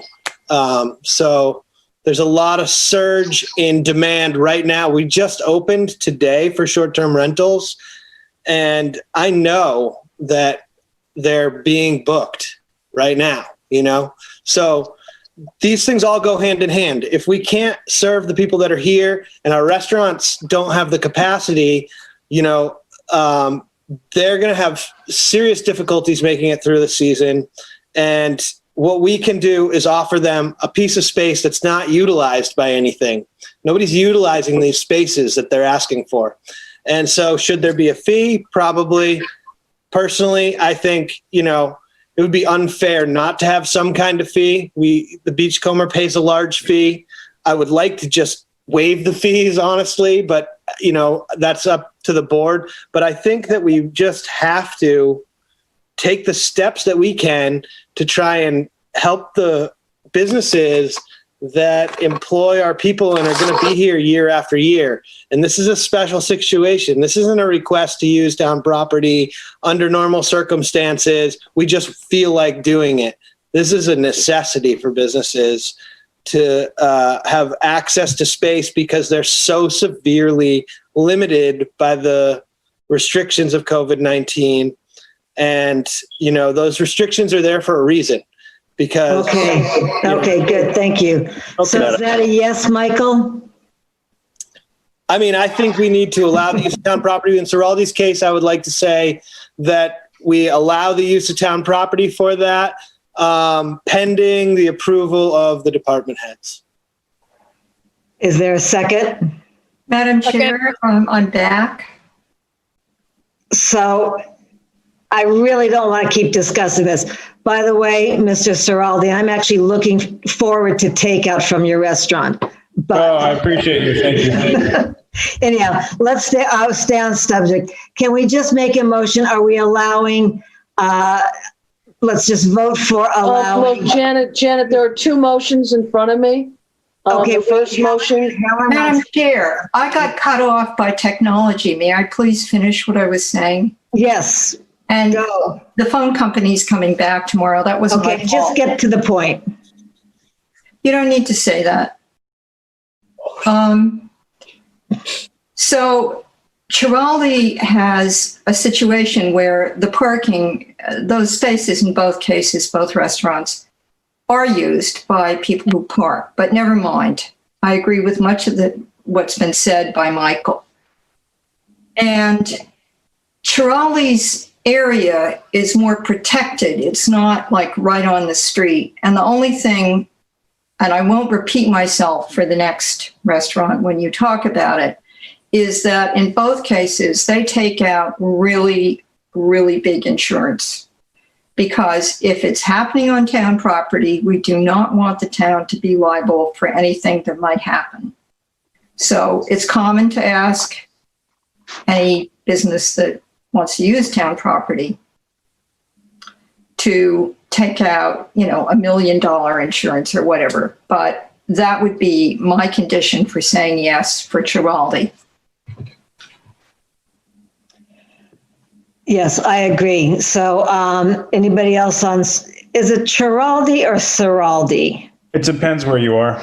It's, northern or southern Italy or something. Okay. No, I mean, if you're in Italy, you'd say Ciraldi, and if you're here, you say Ciraldi. Ciraldi. Okay, thank you. So I appreciate that. Sorry, I used to. Eyes on. Okay. So there are two motions. I mean, could I just address one thing Kathleen said as far as the benches go? Yes. If the benches want to relocate, that would be fantastic. I'm neither here nor there. I know that 2 of those benches were put into place by the landlord, the original 2, and then last year overnight, another however many popped up. But the original 2 benches are in the ground. The other ones are mobile. Okay. So Kathleen, what's your motion? Well, there are 2 motions. The first motion we need to make is I move to temporarily amend the seasonal liquor license for Ciraldi Inc. to add an outdoor bar and dining area until the governor's order expires November 1st, 2020, or whichever is sooner. Helen, second. All in favor? Helen, aye. Kathleen, aye. Justina, aye. Michael, aye. And Janet, aye. Motion passes. Second motion, Madam Chair. I move to approve the use of town property for Ciraldi Inc. located around their premises on Kendrick Avenue for the 2020 season, subject to the conditions, if any, as listed on an application fee form, pending an inspection by the fire department and our building department.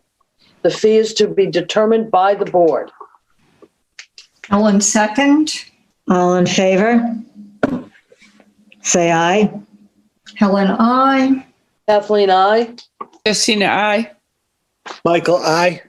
And Janet, aye. Motion passes unanimously. I appreciate you. Thank Madam you. Chair, shouldn't we have set the fee?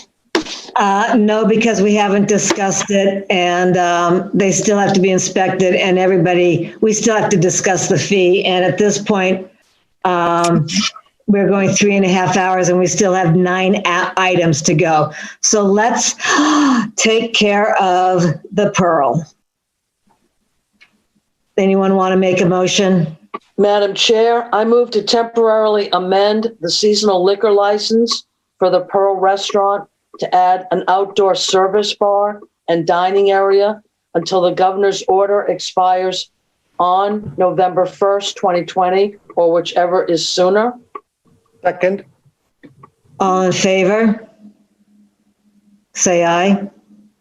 Kathleen, aye. No, Helen. Aye. Okay. Those opposed? I don't know what to do with this, and I think I'm going to say nay, just because of where the seats are going to be located. But I do hope that insurance is required. Yes, on all of these. Well, yes, on both of these. I'm just concerned saying, sorry, Janet. Go ahead. I should have brought this up before the motion was on the floor. I'm concerned saying yes to this motion that, given a track record of not perhaps being in full compliance with the town, that next year we'll have a situation where COVID's passed. We should be so lucky. And we have to be in a difficult position of having to explain to this restaurant that life goes back to normal and it goes back to a parking lot. And if that were in the motion, I would be willing to vote for it. But we're not voting for in perpetuity rights here. And I don't want to see the same unauthorized structures appearing next year. It just says for the 2020 season, it's got a time on it, Justina. I know, but my problem is the way in which the restaurant behaves, not the time limit, because this year they put them up without being authorized. So that's my fear in voting for it. We're depending upon the restaurant to do the right thing next year. Madam Chair, may I respond? I think it's a mistake they've admitted to, and I don't think you're going to see it again. So Ben, I don't know if Allison's still there. Have you guys considered the fact that there is an upstairs open air deck and that the governor has also listed screened in porches and patios as available for restaurant use at this point? Madam Chairwoman? Yes. We have, but look, I'm really concerned that, and look, to address Ms. Carlson's point, I think it's a valid point. But remember, first of all, this motion is only to allow this through November 21st. And also, you review and approve annually the liquor license for this property every year, which means that if they violate some regulation in the future, you can certainly refuse to renew their liquor license. Yeah. Second of all, look, I really appreciate what the board's done tonight. You've done a wonderful job of examining your use of town property policies. You've maintained flexibility on that. You've discussed how different restaurants are situated differently. But if you begin to make decisions now for this restaurant, what you're really doing is picking horses. And I don't think that's appropriate. I think in this particular case, this small piece of town property that the Pearl is using, again, is parking spaces that they've been using for decades. And it's I'm hoping the board will just open your arms and trust the applicant and listen to the apology that I put forward and just, move past this and then sit and watch and see how they behave this summer. The Pearl's been in town for a long time, and they've been a really good partner with the town, and people love this restaurant. And I don't want to walk away from this meeting feeling like they've been singled out, because of poor judgment on the part of Allison, in this 1-2 week period. And so again, I'll put my reputation on the line as I do every time I come in front of this board. I don't think you're going to see a problem with this tent. I think it's going to come down when the period's over, and nothing's going to happen in that area absent a request to this town and an application to the Zoning Board of Appeals for whatever use they may request. If they request anything, it may never happen. So just again, to add to trust the applicant and just see as it goes on to see if, they abide. The whole point of this is that they didn't abide and they didn't follow the rules, but I am willing to be nice. I feel you've suffered enough having to sit through this meeting this long. And, but I'm serious, there's no excuse for ignorance if you're a manager for 5 years. We all get nervous, and I would approve this. I've spent a lot of time on this. I've spent time with the building inspector. I spent time with the fire chief. I've heard complaints from people all over town wondering what's going on with them and why can't we do it. So, rules are there for everyone, not just some and not others. So I'm willing to move this forward because I'm nice. But I really, if, one more problem and there's going to be bigger problems. And I hope that she is listening and hears. Thank you, Madam Chair. May I say something else new? Something else to Ms. Hester, that all of our rules and regulations are online, and all of the Massachusetts state's restaurant and alcohol rules are online. And, maybe sit down and read them, review them every so often. So, yes. Madam Chair, may I add something new? Yeah. Yes. So unlike, for example, Ciraldi, who shares that parking area behind that building with, other people and has more general use of the marina, as does the Pearl. The Pearl has a piece of town property that it has used without being charged a fee for years. And the Beachcomber, the town charges a fee for use of parking. And how do they respond to that? Because that's parking that's right next to the restaurant, and anybody could park there. But the point is, it is most often used by their customers, and that's a nice situation. Point of order. That's the subject that we're on, Helen. Excuse me. The subject is whether or not we should allow them to use town property. And I want to finish by saying, how do they repay that? Well, they break the law and put stuff on it without getting permission. Thank you. That's all I wanted to say. Yeah. No, as I said, it's getting late tonight, and I don't want to discuss a fine, because there is a fine for not getting permits, 3 times the amount of money for that. And I don't know, I haven't discussed it with Justin. And there will be a fee for both of them. So, but that can be discussed at maybe in our executive session we're going to have this week. Should we call the question? So Janet, I'm lost. I'm completely lost. You are. Can you redo the motion? I don't know what motion we're on, what has been seconded, or where we are. I have 2 motions in front of me. Can I start from the beginning? That's right. So, yeah, we did vote. So, all right, we'll recall the vote. So go ahead. I move to temporarily amend the seasonal liquor license for the Pearl Restaurant to add an outdoor service bar and dining area until the governor's order expires November 1st, 2020, or whichever is sooner. Helen, second. All in favor, say aye. Helen, nay. Kathleen, aye. Michael, aye. Justina, aye.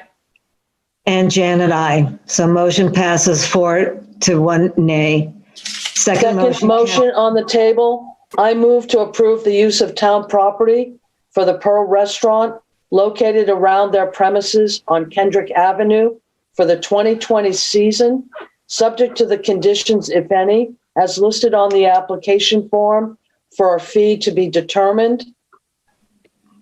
Is there a second? Helen, second. Helen, nay. Kathleen, aye. Justina, aye. Michael, aye. And Janet, aye. So motion carries 4-4, 1 against. All right. Madam Chair. Good, guys, you're being watched. Thank you, Madam Chairwoman. Thank you all, members. You're welcome. Good luck this summer. You. Okay, moving on.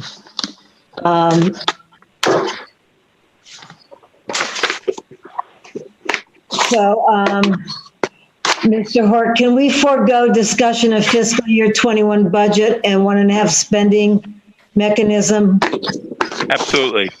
And how about update on fuel tanks? I think everybody saw that. It depends on a couple things. Can we postpone that? I kind of called this, so it's my last meeting. Okay. Oh, we still have to have a celebration. Not really. This is her celebration. Yeah. This is reminding I've already eaten all of the cake, so. Oh. So Madam Chair, I called this because I feel that and Helen may agree with me. We moved at town meeting last spring to unanimously support the spending item for replacing the fuel tanks. They are at the end of their lifeline, and I'm concerned that now all the permitting and water quality permitting is in place to have our harbor dredged, that should one of these tanks spring a leak or crack, all of that will go south for the dredging of the harbor. I'd like to know why and when this is going to be considered a priority. I don't think it should be piggybacked to the fall, with dredging the harbor. But maybe the harbor master or our assistant harbor master can weigh in. I think they were thinking that the town was going to buy 3 Kendrick Avenue and they were going to put the tanks there. That's not likely to happen anytime soon, and those tanks need to get replaced. So I don't I'll think open it up for discussion. I don't think our harbor master or assistant harbor master is on. Will Sullivan is on. I'm on. Oh, he is. Oh, good. I will. Do you want to comment on this? Yeah, when would you like to see them go in if you would not like to see them go in this fall? Or this Before winter? they leak? Anytime.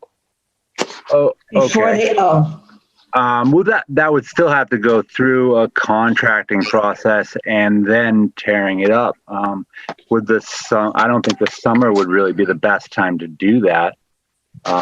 They are also in they are vaulted tanks. They are in a vault.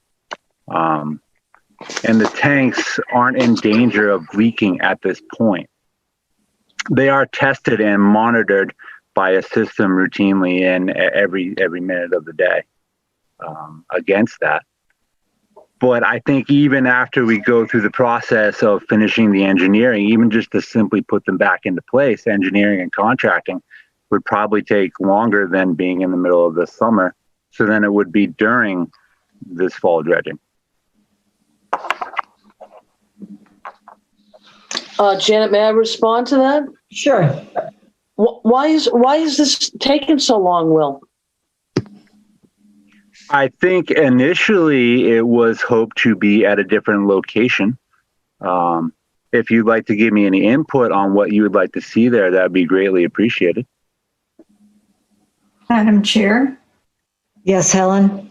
So to answer your question, Will, through you, Janet, we had hoped it was going to happen yesterday. In other words, we were told over a year ago that the insurance company was getting itchy about it. I'm glad to hear there's a vault. The vault is probably as old as the tank, so that may be a problem too. We met on it and agreed to have it be above ground. And really, this winter would have been a good time to do it. There wasn't a lot of terrible weather. And can you explain to me, I bet there's a reason. I'm not second guessing you here, but why exactly, what's the complication with having the dredging going on and replacing the fuel tank? I don't think that there's any complication in that. There isn't. So you could do it? Of course you could. Okay, it isn't like there's parts of the marina acreage that, you know, the parking lot there, that it would be more complicated if you were dredging. I couldn't figure out how it might be. Okay, so when should it happen? As soon as possible. And I understand the summer's busier, right? I get it. But the minute you normally have it let up, let's replace it, because aren't the permits going to run out? Maybe some of them. We don't want to have to go through that again, right? No, we don't want to have to go through any further complications. Okay. It's just the stakes are too high if something happens. Sure. I agree with you 100%. And unfortunately, I can't fix the past. But I can only move forward with the future. So as long as that's what you want to do, that's where we can go. Can we give some direction to? Sure. I'm asking. I thought we've done all that at town meeting, Helen. Yeah, and we did it also in a meeting, a select board meeting. We did it too. So I'm going to break in here.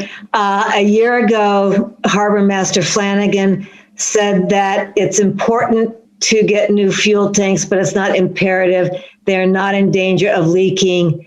And Will has just said the same thing, that they're not in danger of leaking now or soon. There has been discussion about where to put them. And we were actually going to talk to them, or I was going to have Mike and Will come forward with a plan that wants to be definite. And now this whole COVID thing has come up, which is just crazy. But Will just said that they are not in danger right now. There's two choices. They gave us the different possibilities of where they could go. And we'll leave it up to them to bring it forward to us with the plan and when they want to do it. Madam Chair. I don't think that we have much to say about it.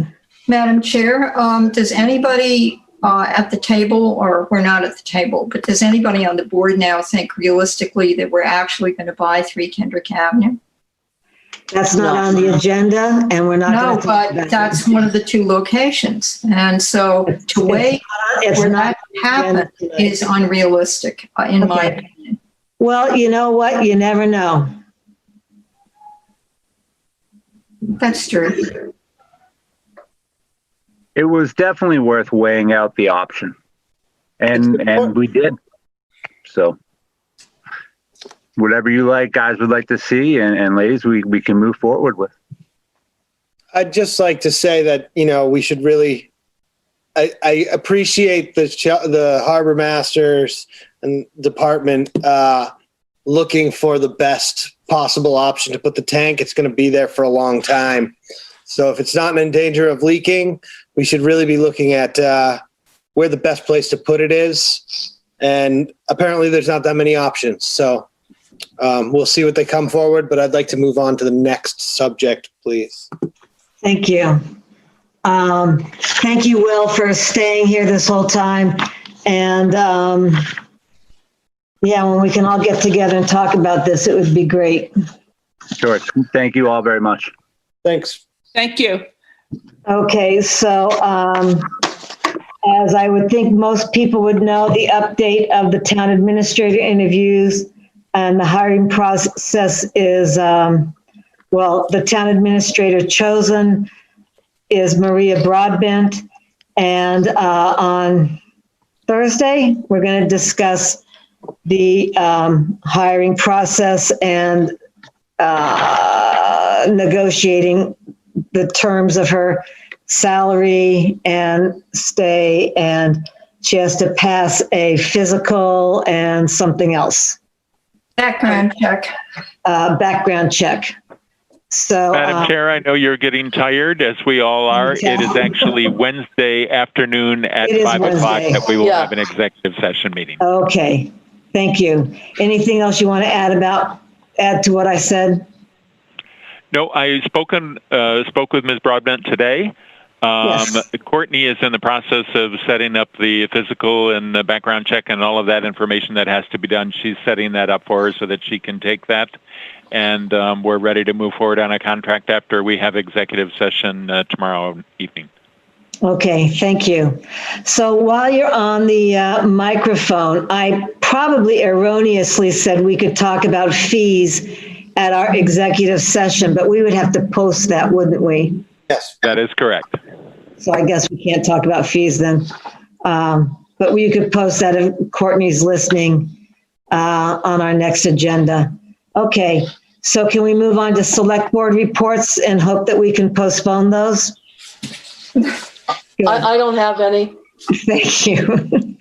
And how about town administrators report? Any questions? Good. Topics for future discussion? I don't have any. I don't either. I do. Madam Chair, the only thing I would like to say is before you adjourn, we Yes. definitely have to thank one of our members who is attending her last meeting. So Is this an appropriate time? No. we can. We still have to do the minutes. No, and I also have a future concern. What, Helen? I've got a future concern. Okay, I have a lot of future concerns, but I'm not going to talk about them. Go ahead. My future concern is I have to feed the cats and get some sleep. No. So this is going into my 9th year on the select board, and all the other times I've gone through the reorganization of the board, which we do after the election. I've said unequivocally that I'm not willing to be chair, and I just say that straight up. And this year, I'd like to offer myself, and no hurt feelings if it doesn't work, but, I can run a meeting, I can make it flow. It's a different position than I'm in right now as a person who drives the chair crazy now and then. But I'm offering myself as an option. And the reason I'm bringing it up now is that usually that kind of thing gets discussed not at a meeting, behind, it gets discussed between board members outside of a meeting. And I think it's more civilized to bring it up, look at all the people who might do it. And not for 1 minute am I saying Janet isn't doing a good job. I'm just saying this year I'd be willing. And I wouldn't even mention it if other years I hadn't been so clear that I didn't want to do it. I have no health issues now. Got my hip fixed, got my eyes fixed, and I'm in a place where I could do it. And I have the stamina. So that's all. So reorganization of the board on a future agenda. Well, we're going to do that automatically, but I'm giving us a chance to think about it in a civilized way as opposed to it all happening outside of the meeting. Understood. Okay. Thank you, Helen. Any other future, whatever? Yes. Discussions, future desires? I don't have any more. No. Okay. No, I do. Resident, taxpayer, beach discussion. Okay. And also beach fire permits. I'd like to talk about that. Okay. I really want to leave that up to our beach director at this point, because we can't keep having things come up one meeting and then 2 or 3 or 4 weeks later change them. The governor did prohibit them, so. Yeah. No. The government, they issued guidelines for towns. They're not they're not prohibited by the state. We'll discuss it again. Yeah. Okay. But just like to discuss that. Okay. Anything about correspondence report? 136 letters this week, Janet. I know. Oh, yeah. Yeah. It was a record. I have a correspondence report thing. So now even more, we're not going into the office so often. And I would like to request that if something comes in on paper that doesn't come in electronically, that staff scans it and sends it to us electronically, because every once in a while, every couple of months, there's something that doesn't come in electronically, like that letter from Robert Payne. And I caught it, but I'm almost never going into town hall except to sign a warrant. So this is not a piece of correspondence that came in, but it's on the topic of correspondence. And I think that we need to give staff direction to do that, please. Heard. Okay. Anything else? Okay, moving on to minutes. Okay, guys. So this was a strange week for me, partly because of Verizon, and I didn't send you, I just have some amendments that I can do verbally, which, I've tried not to do, but they're not very many. I didn't correct it for typos, the minutes for typos or anything else. But point of order. I think that given the hour of the night and the fact that we're here almost 4 hours, could you possibly make the changes and have us consider them at the next meeting? I would love that. I think that's completely okay. So minutes will be postponed till our next meeting. All Okay, right. Madam Chair, I move to adjourn. Nobody second. No, Yep. Hold on. thank Nobody second. There you go. Oh, second, Helen, second. Wait, before we adjourn, I think that we should all have a round of applause for Kathleen. I'm going to be applauding Kathleen for the rest of my life. Yay. Thank you, guys. Kathleen. Thank you, Good Kathleen. work. Bravo, Kathleen. Great. See you later. Bye. Bye. Don't look so glad. We didn't motion to adjourn, actually. I did. We did. I seconded it. Okay. I thought that was All in favor? Helen, I. Kathleen, aye. Christina, aye. Aye. And Good night, Janet, all. I motion passes Good night, Jan. unanimously. Oh my God. Good night. Good night. Thank you, Courtney. Good night, you guys. Thank you, Thank Jan. you.